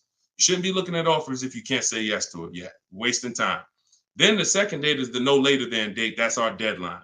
So the time between there, I like to see 3 months because when you reach out to a dealer, one of the things in my template in my book, one of the things you should say if you're talking to a dealer is, I can make a deal today, but I don't need a car until December, whatever. Whenever that is, in the summer, whatever. Because the time in between that is your leverage. That's the time where you could say no. That's the time where everyone else who's going in the dealership, the way everyone else shops, they're going in desperate. Oh, I need a car today. I need a car by Friday. All of the stuff they're saying out their mouth that's going to make sure they pay more because car sales people hear that stuff. And so you're not saying that. You're saying, hey, if you got a blue one and it's not going to be here for 8 weeks, I'm interested in that. See, they can't present that to these other customers that are there desperate mode right now. That car that 8 weeks away, can't present it. So inventory changes on a month-by-month basis. Incentives and rebates change on a month-by-month basis. I'm gonna tell you the biggest thing though. Let's go to used cars. Price trends change on a month-by-month basis. So when we go to shop for used cars, we always have on alert so that every single new car that hits the inventory pops up on our phone, in our email. Everything I'm teaching you is in my book. Now, I don't hold back. You can get it any way you want. You can get it on the stream. You can get it on my videos. You can get it in my book if you want it all in one spot. But so when we do this, everything new is popping up. We can see the price changes. We can monitor the price changes. But the biggest thing is when a dealer needs a deal, you're positioned. Let that sink in. I just gave you a scenario a couple minutes ago of how it looks when a manager comes in and says, all right, y'all, we got to have a meeting. Okay, y'all, it's the 10th of the month. We only got 50 cars out. We got to sell 250 cars by the end of the month. We're way behind. Anybody who is real, that's what we call a real customer, a real buyer. Get them on the phone and see if they're open. We're not turning away any reasonable offer today. Now, for those who are desperate, need a car today, need a car this week, those people been going. They're never going to get these phone calls, very rarely, because they're moving so fast. You position. You in their email. Tom knows Sparta is been emailing me. He told me he doesn't, or she, I can't tell if it's, I can't tell by your name, whether you're a man or woman, but let me see. Sparta, hey, I know I couldn't get to your offer before. You still open? Yeah, thank you. What you got? Position. So you can't do that when you're desperate and when you're shopping. Now, if you're in an emergency, understood. You totaled your car, you need a car in 2 weeks, understood. We got plenty of people who get in, use my stuff, they get their car in 2 days, they get their car in. That's why my biggest thing is teaching you the strategies you need to get below market deals in 48 hours. But the benefits of having time can't be measured. The benefit of being able to look at deals, have dealers call you. I had one of my people who listened to me. He had a Kia Telluride. The general manager called him the last day of the month and said, look, if you could get this done today, I'll take $5,000 off the price. That's the one he ended up going with. His name is Wendell. So I don't say there's a best time to buy a car because I've seen deals at the beginning of the month. I've seen below market deals at the end of the month, non-holidays, holidays. I've also seen people overpay with no strategy at the beginning of the month, the end of the month, the holidays. So you get what I'm saying? Y'all understand that? It's all about being positioned. And if you can be positioned, you'll find that you'll love getting those calls and those emails. Like, man, all of those people, when I reached out to them, they act like they didn't want to do a deal or they couldn't get to my number. Don't worry. 2 years ago, I was shopping for my mother's Mazda CX-5. I reached out in October for the offers. I looked at the offers, didn't like them. Then I reached out in November. Same salespeople. They knew me. They know I'm serious. But hey, I didn't like the offers last month. Didn't like the offers in November. December, guy calls me or emails me, Deshone, I got this car. Let me know if it'll work for your mother. I think I can get to your number on this. Saw the car? Yep, car works. That's the one we ended up getting. Strategy. All right, that's how I want y'all moving. Go ahead, Dolan. Next question. This one's Lisa Jane from TikTok. How are you? And we are live, y'all. This is our Wednesday, 7 p.m. live stream. So if you don't see the banner, that means we're live. If you see the banner, that means you're watching the replay. People watch the replays all throughout the week, so people get value out of replays. But if you are not seeing the banner, that means we're live. So ask your questions. Time to turn in my lease. I'm already over the sales guys, not sure how to start. First thing you're going to do, sounds like you've decided you're going to lease again. So that would be the most important question. That's always the first question because that's the foundation of your deal. Leasing versus purchasing. I always say, if you've been on a show before, you can't get a great deal if you purchase, but you should have leased. Impossible. So once you decide that, now we're going to do an equity assessment. So we are no longer, Lisa, going to turn in who's dropped off a lease to a dealer at any time in their life. Type 1. You had a lease, you've just dropped it off or returned it to the dealer. And what you're going to see now is you're getting a lot of dealers that say, we're a lease return center. Bring your lease in. We'll ground your lease for you. Even sometimes it's not even their brand. They sell Hondas and they'll say, hey, bring any lease and we'll return it. The reason they're doing that is because they're going to do an equity assessment. So the reason why right after you decide whether you're leasing or buying, that's my process is 7 steps. That's why my book is called Cars from Home, 7 Steps to Saving Time, Money, and Avoiding Dealerships. Step 7 is delivery. That's the end. But the first step is lease versus buy, 8-year rule. Second step is equity assessment because you need to understand that every time you give your car to a dealership, either dropping it off on lease or you trade, they're assessing your equity. They're assessing the position of what the vehicle is worth on the market. We do that. We never let the dealer do that before we do that. And the only way we do that, we don't use Blue Book, we don't use Black Book, we don't use any algorithm sites. We have a huge advantage with cars we don't have with houses. That's we could get offers. We can get real offers. Imagine being able to, at any time, if you're a homeowner, literally get no obligation offers on your home. You could just put your home, you could just go to buyers and say, here, this is the kind of house I got, and you could get multiple offers. Hey, I'll pay this for it, I'll pay this for it, I'll pay this for it. That'd be amazing, but you can't. So all they have with homes is algorithms, Zillow, Zestimates, and all of that. With cars, we can get real offers from the people who compete to buy cars.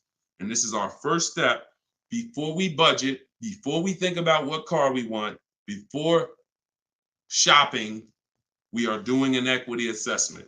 So what that looks like, Jane, is Lisa, is you're going to call your leasing company and you're going to get the payoff. There's two types of payoffs, a customer payoff, a dealer payoff.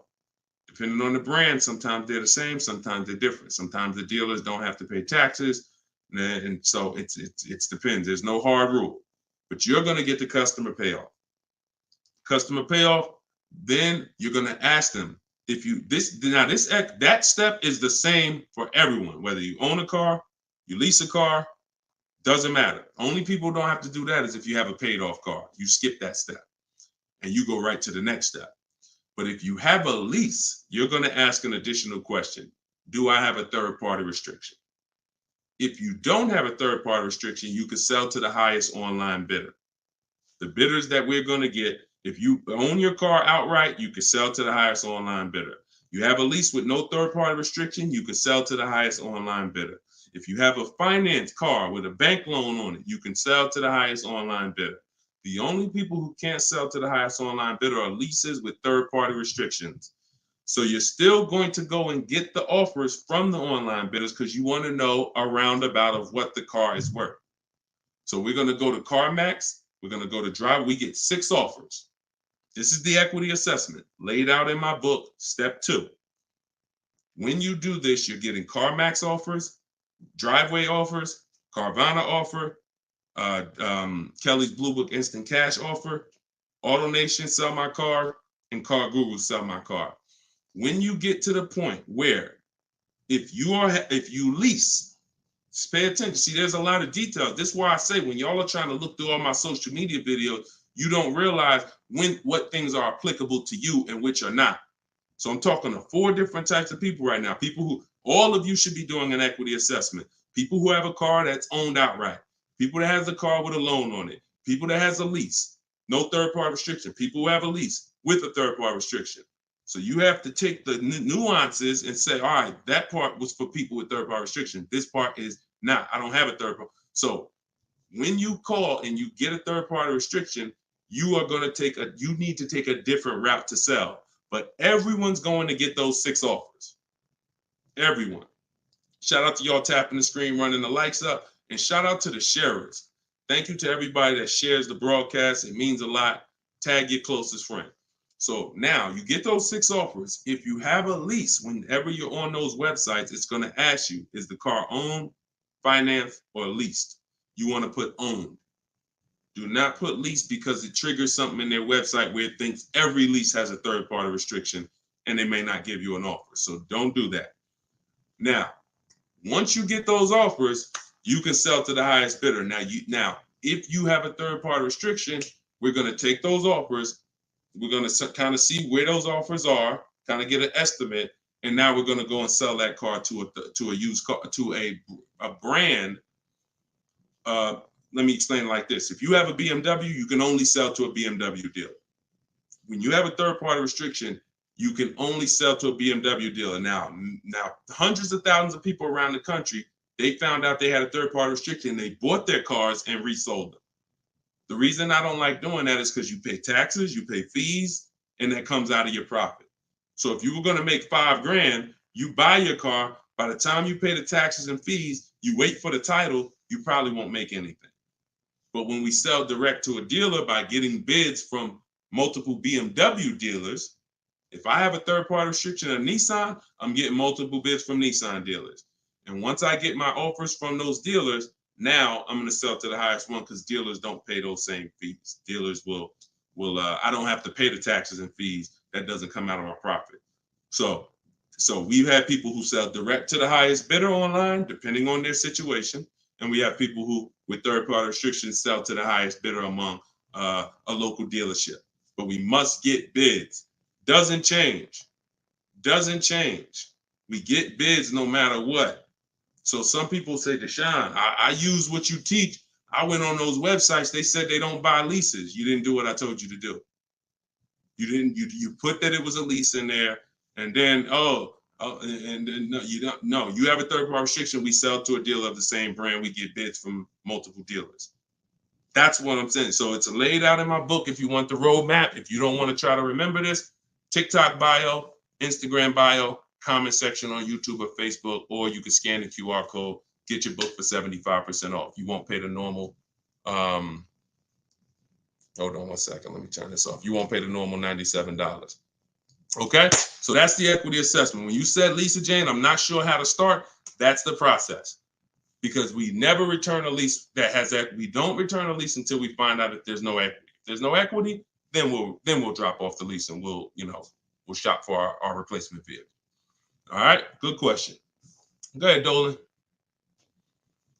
Good evening. How do I narrow down the luxury brand of car desired after filling out the shopping sheet? I'm looking at cars. Once you fill out the sheet and you're looking at, you're talking about you're in the step 4 shopping. Val, you're trying to decide what you want. Hold on, let me be clear. If you're in the phase where you're trying to decide what we want, we see in step 4 we have a whole process, a whole step that's called shopping, not buying. See, you need to clearly separate those two things. See, what happens when you mix shopping and buying, you go in to look at cars. If you're looking for a new car or a lease, you go in, you're test driving cars, and then you sit down, you start talking numbers. You mix the two. Shopping is deciding what you want. That's going in test driving. That's taking the kids, making sure they have enough leg room. That's doing everything to make sure. Test driving, 15, 20-minute nice test drive. All right, comparing the features, going to drive the Honda. Then I'm gonna drive the Kia. Then I'm gonna go drive everything I'm interested in. I'm not talking numbers with anybody. That is shopping. Once you have decided what you want, now we're coming home and all the purchasing is done from here.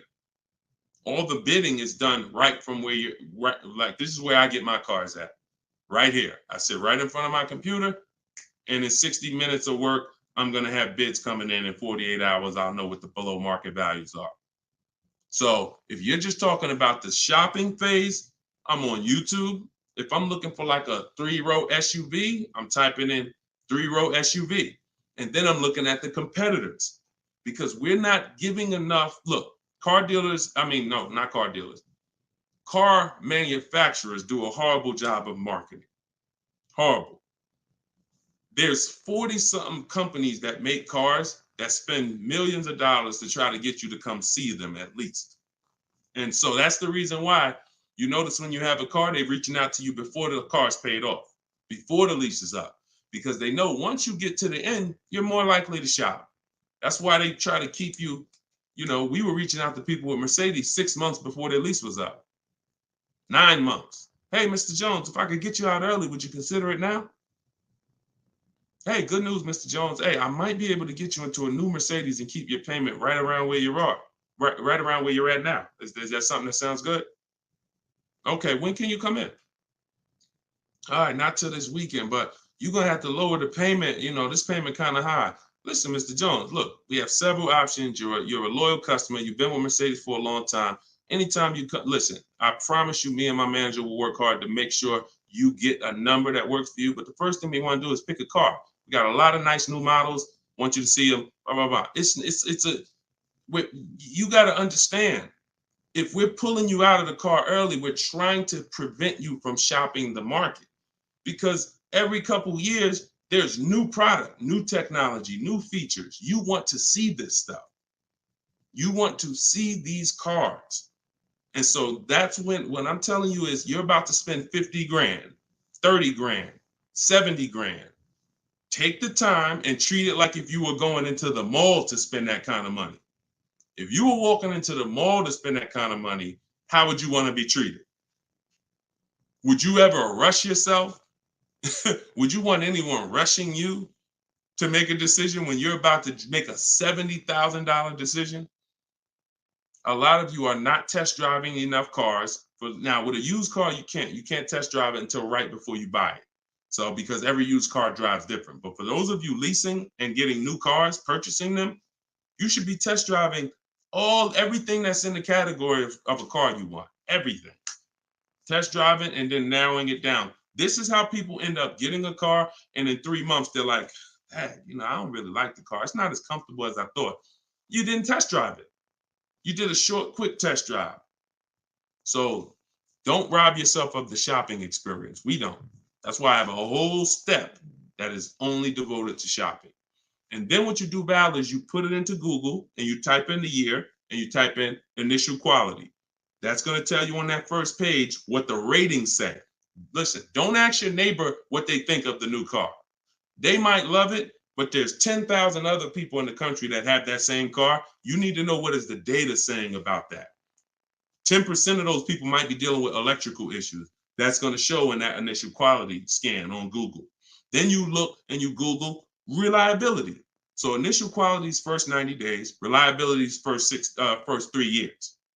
Everyone who's leasing needs to be typing those two things in. Initial quality, skim the articles, look for any red flags, then do the same thing for reliability. Those of you who are purchasing, you should be doing longevity. And that's going to tell you if the car has transmission problems later on. That's going to tell you what the engine is rated to do. These are 5-minute exercises that will save you from getting a Maserati that's in the shop every 3 months. So that's the shopping process, Val. And don't cheat yourself of it. Don't shortcut it. Take as much time as you need in that part of the process. Because once you decide what you want, getting offers is quick. If you're doing it my way, getting offers is literally 60 minutes. So don't rob yourself of shopping. All right, good question. Go ahead, Dolan.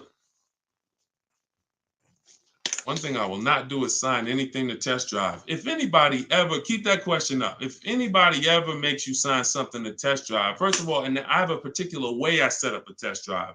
In my book, I teach you how to call a dealer, ask for the most experienced salesperson, the guy everybody loves, the person everybody loves, and you set up the test drive with that person. You set up a random test drive or you walk into, you don't know who you're going to get. You might get Lou Ricardo. He only been there for 2 months. He made $10,000 last month. He hungry. He feeling like he could do no wrong. Even when he lies, he's not going to get caught. And that's the guy you're dealing with.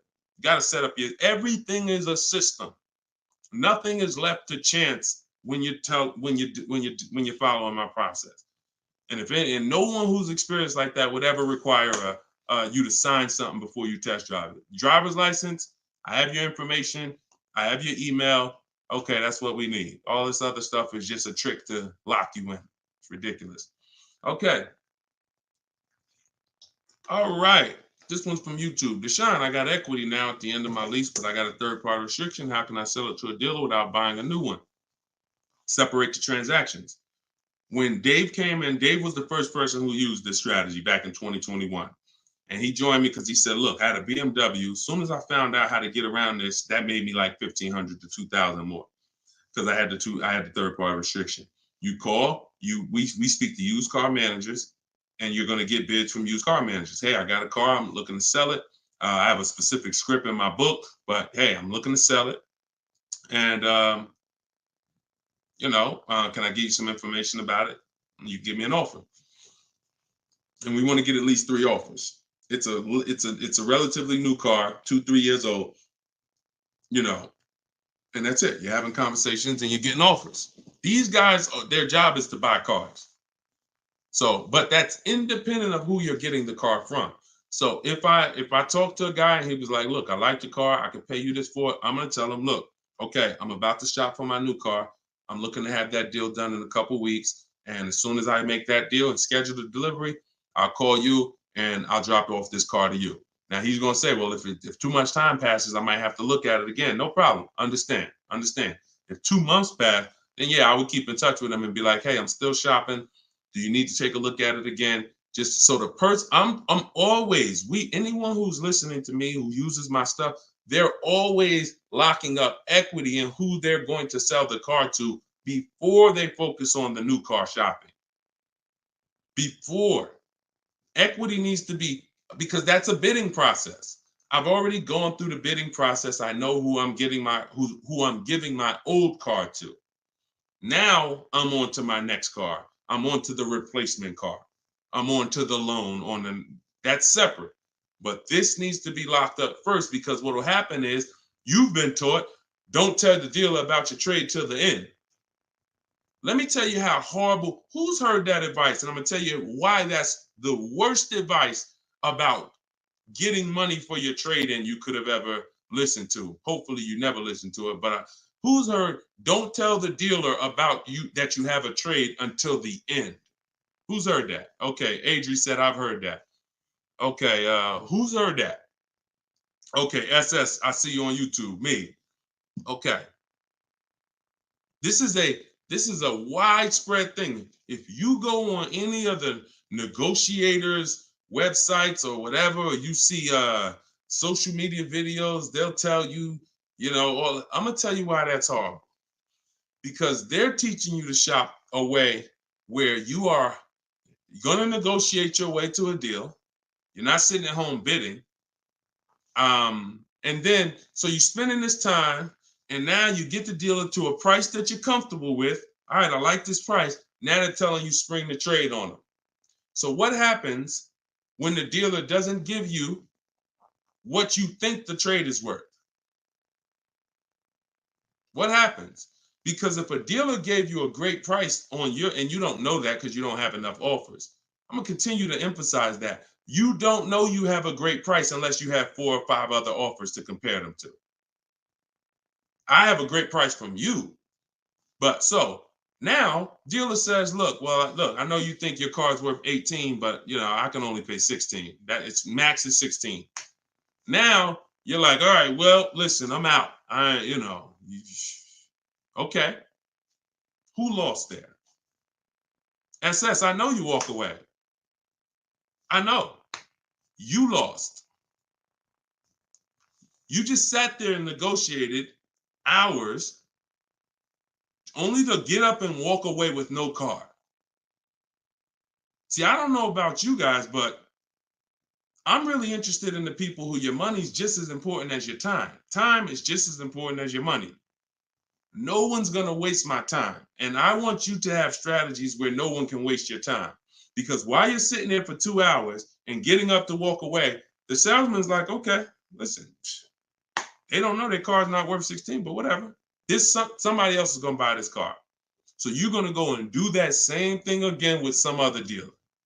2 hours, 2 hours, 2 hours.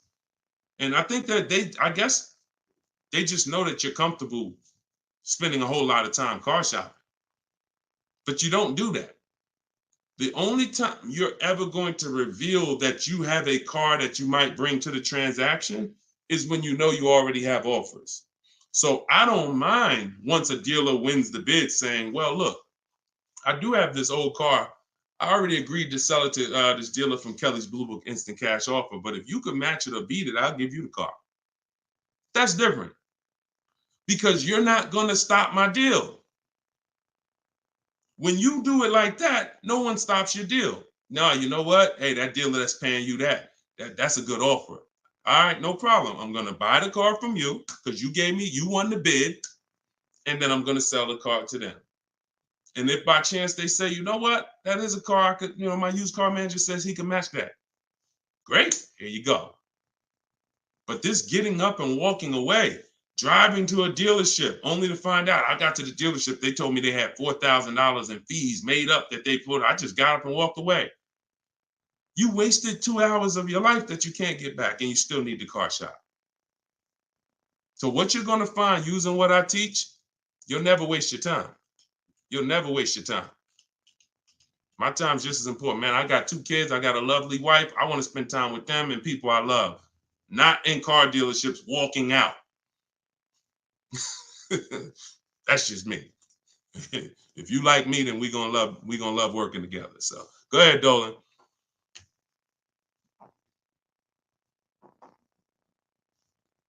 All right. Why is the dealership telling me I have to pay a down payment on a lease? You're only talking to one dealer.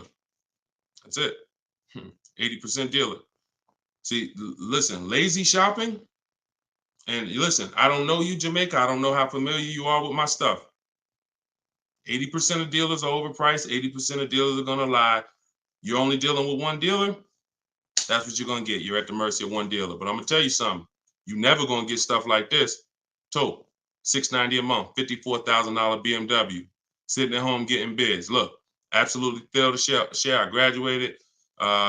She joined my program back in 2020. Now, just so you know, I have a video program and coaching. It's the same. It's based on the book. It's 7 steps videos, 7 steps, 7 steps in the book.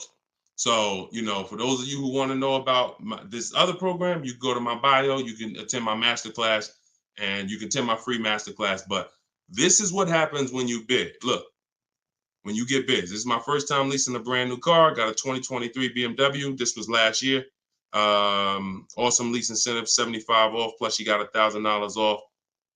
Look, Greg, 527. Look, monthly payment, 527. You don't see down payments here. Look, Danielle, $550 a month with first payment down. That's it. Included maintenance, gap insurance, all the fees. Look, we could do this all day long. This was Bonita in the middle of the pandemic. Middle of the pandemic, while people were paying $5 grand and 10 grand over sticker for Telluride. Look, I got my got my dream vehicle, 2023 Kia Telluride. Got that in December 2022. Bids, 600 down, 600 a month. That was a 1.25 lease. I remember when she got it. And I always show that because people were out there, oh, there's no deal. People have been saying that for years. People have been saying that to me for years. Deshone, there's no deals out here. Somebody probably wrote that in the comments. I'm sure that's one of the questions. Sean, it seems like it's no deals out here. And listen, no strategy, no deals. Strategy, great deals. So one of the things we're never going to do is listen to what one dealer says. 5 dealers, 5 offers. You could do it your way, manually, or you could do it my way. It's up to you. But you get 5 offers because 4 are overpriced. That's the numbers.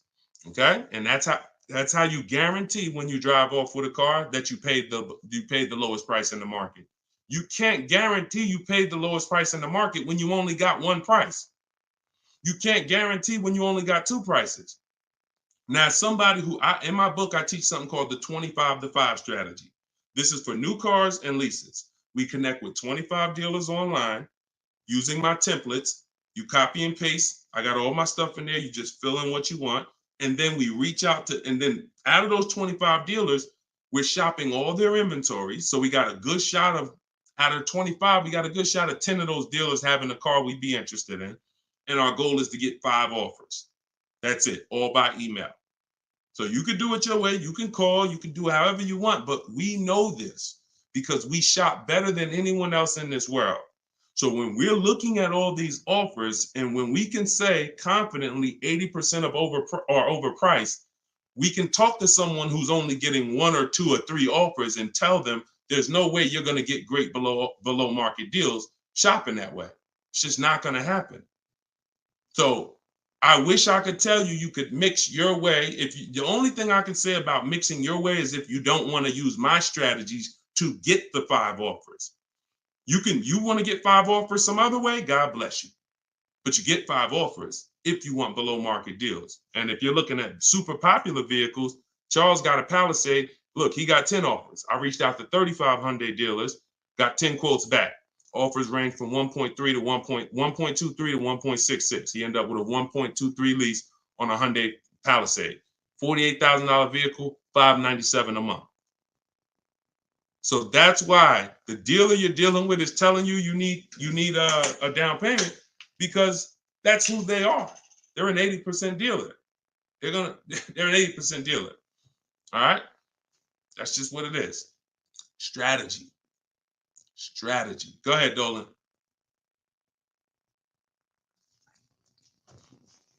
All right. TikTok. Miss Brooklyn. How much is a good price under MSRP? It's going to be different for each car. It's going to be different for each car. There's no way for you to know this.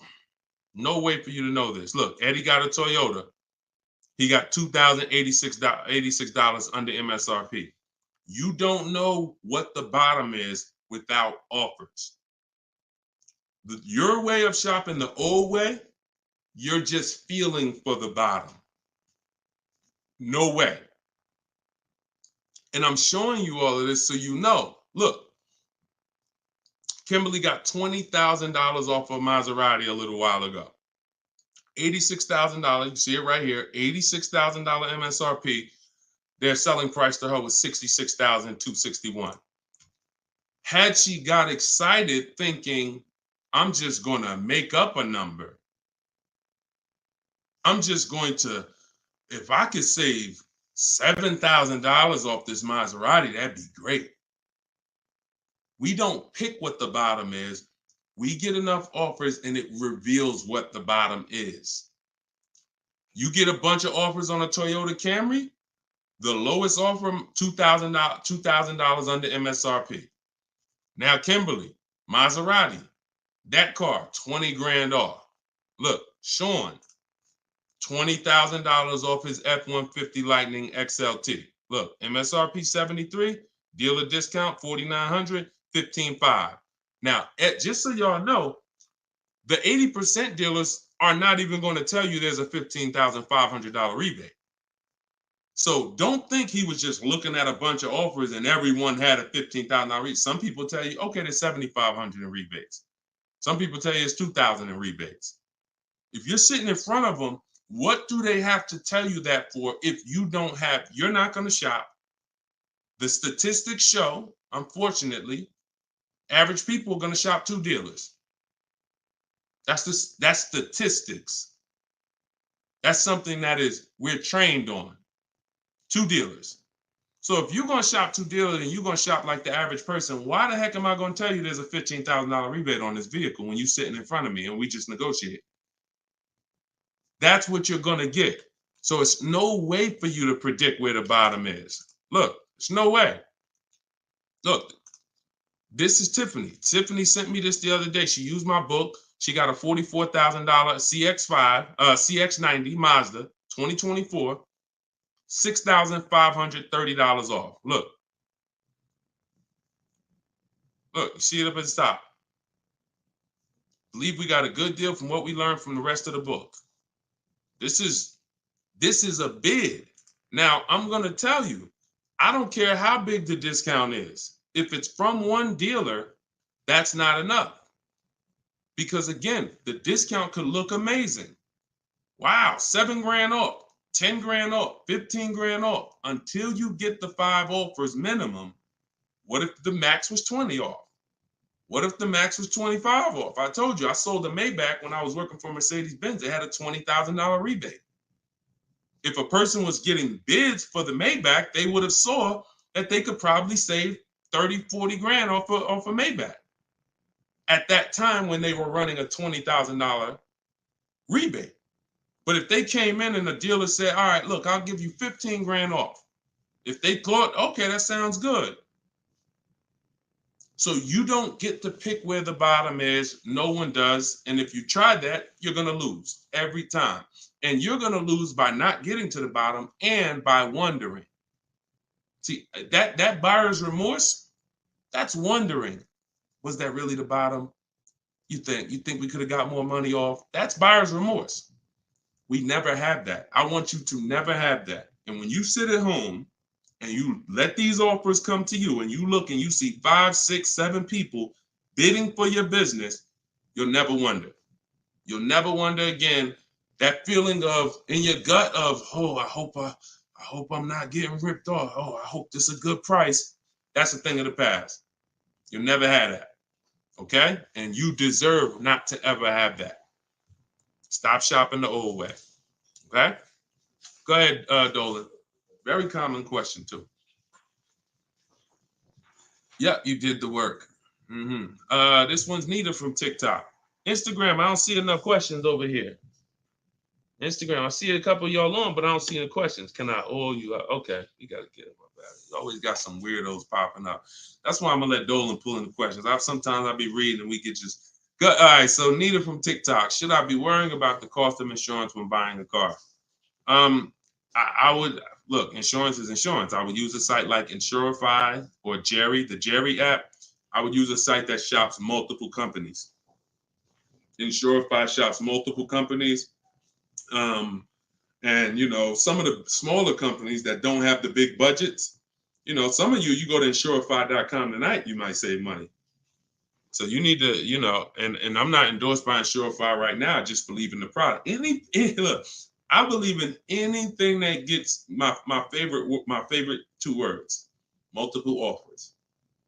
Because that's how we buy everything else. That's how we buy TVs, that's how we buy electronics, that's how we buy groceries. You go in, you want some potato chips, you got 30, 40 companies competing. You got, spaghetti sauce, 10 different companies competing, trying to sell you. Oh, we're on sale this week. Blah, blah, blah. It's always multiple offers. So any tool that gets multiple offers, I love it. So Insurify.com or the Jerry app. Yeah, insurance is insurance. J Love, how's the market looking? Watch the earlier broadcast. We answered that. That was pretty much, I think that was the first question in the show. So you could go to YouTube, watch the rebroadcast, and you'll see the answer to that question. Go ahead, Dolan, shoot that next one out.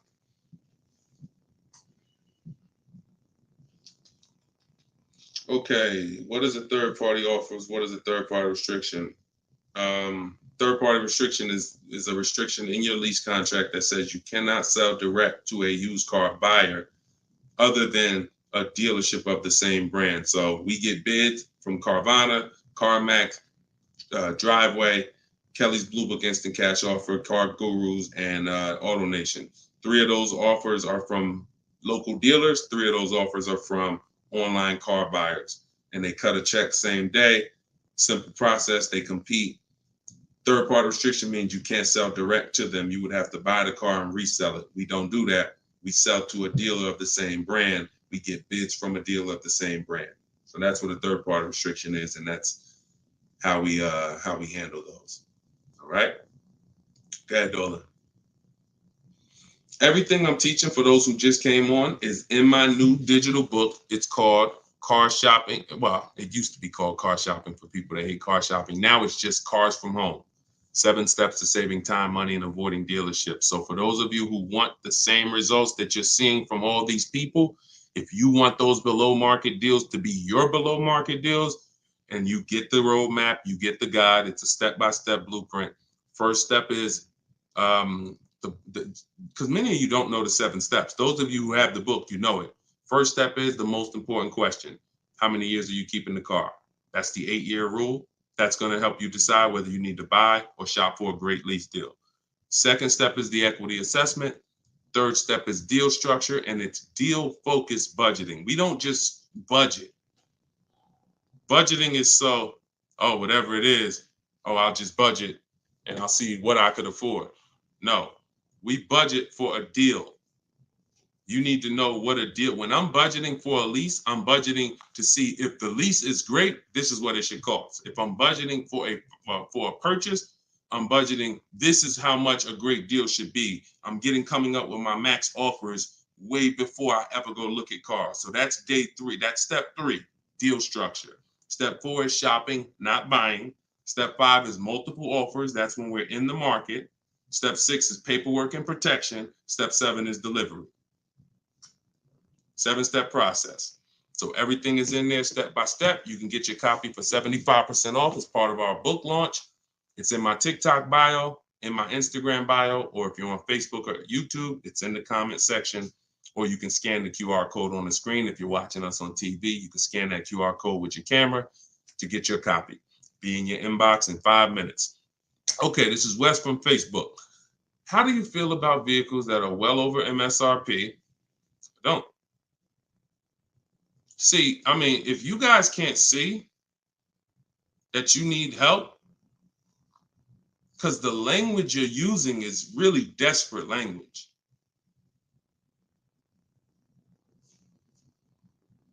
I really don't know, like, because here's the thing. You're walking into dealers because that's all you know to do, and you're saying that stuff. Vehicle I'm interested in selling almost 20 grand over MSRP. I remember when the new Broncos came out a couple years ago during the pandemic, and people were paying 10 grand, 20 grand over MSRP for them.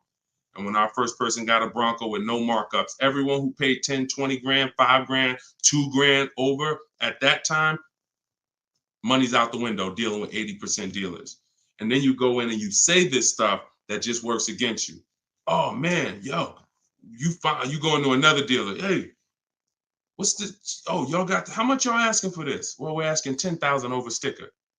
Oh, okay, that's better than the other deal. This other deal I was in, they was asking 20 grand over sticker. Negotiating against yourself.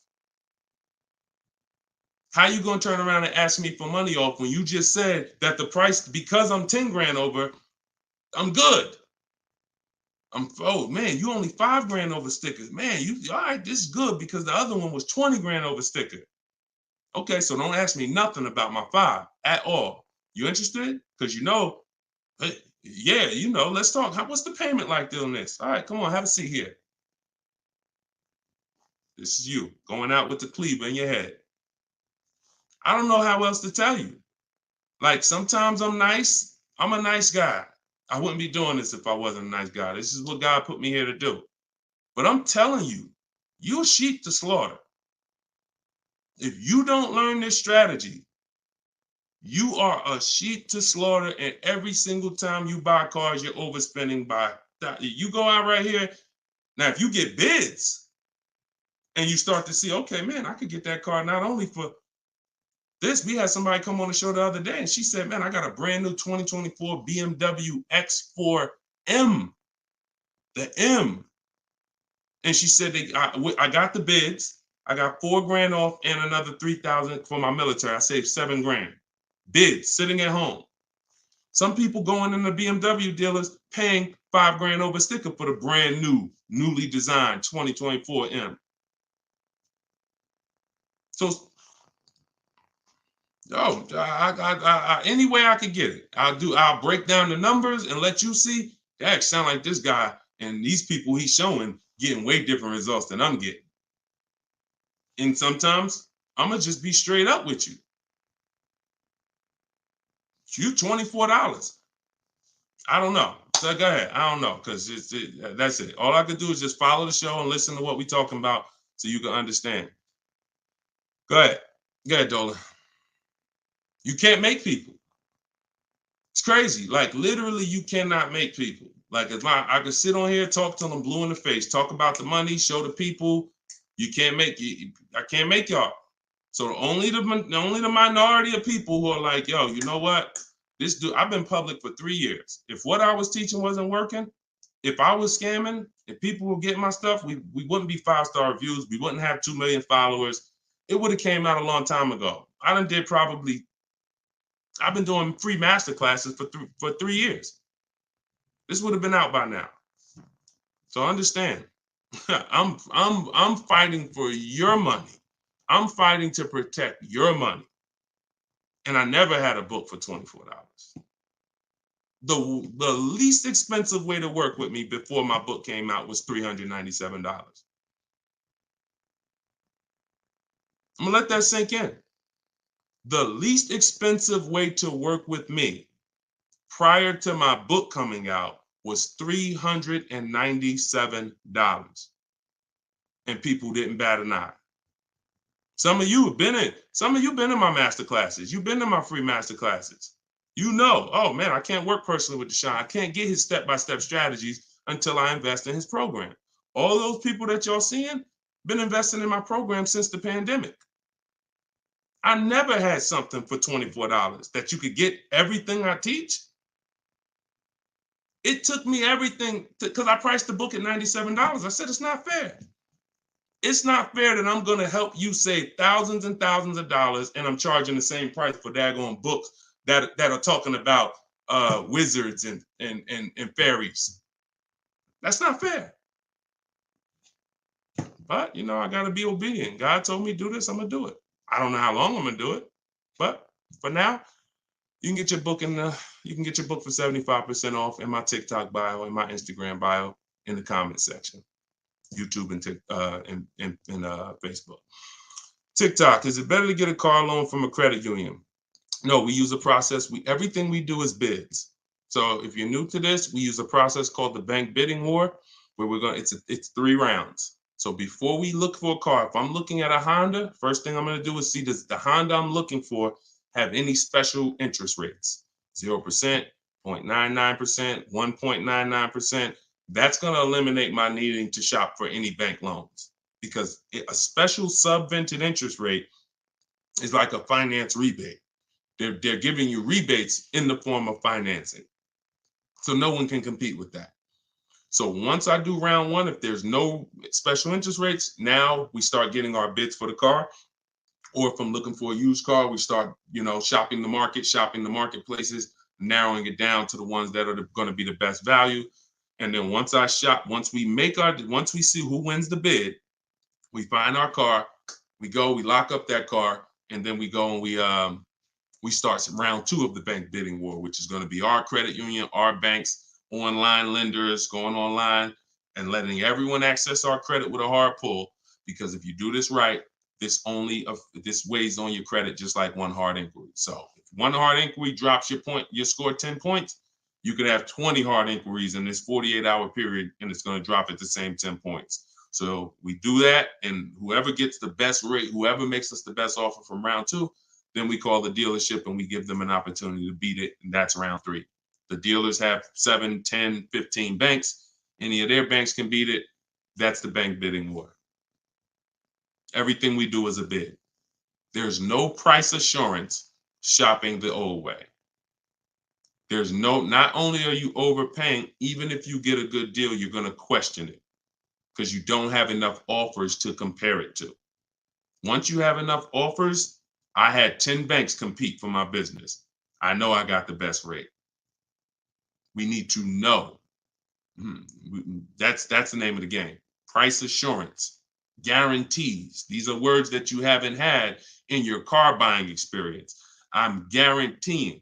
If I ask any of these people here that I showed you, Tiffany with the Mazda earlier, Sean with the $20,000 off his F-150, Charles with his Palisade lease. If I asked any of these people, if you said, hey, look, are you willing to bet me $500 that there was no better offer in the market that you could have got, they'll all take the bet. I'll take the bet. But if I asked you, and I took listen, what's the last car you bought? Okay, are you willing to bet $500 that there wasn't any lower offer in the market for that same car? Would you take the bet?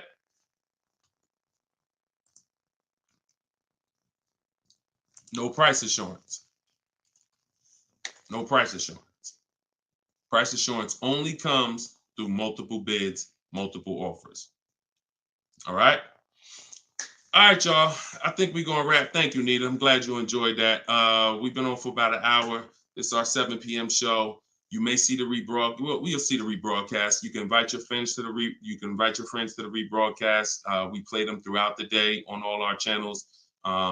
Everything I'm teaching is out of my book. You guys know that. If you want to attend my free masterclass, we have a link in the comment section for you. It's called Everything You're Doing Wrong, Buying, Selling, and Leasing Cars. It's about an hour. So you could go there. Hold on. We're going to wrap, Dolan. Man, I'm tired. I'm tired, man. We'll wrap an hour and 2 minutes, man. Everybody can come back, join us on another live show because we got tons of questions. We could never get through all the questions. Once the stream starts heating up, we can't get through all the questions. So if you want to attend my free masterclass, it's a link in the comments, or if you're on Instagram, there's a link in my bio. You can attend. It's an hour long, and then we do Q&A after. And then if you, of course, want the book, you guys know where it's at, in the comment section or in my bio. Other than that, I'll see you all on the next show. Shout out to everybody who joined, and it was good to see you all. All right, I'll see you all on the next stream. God bless you.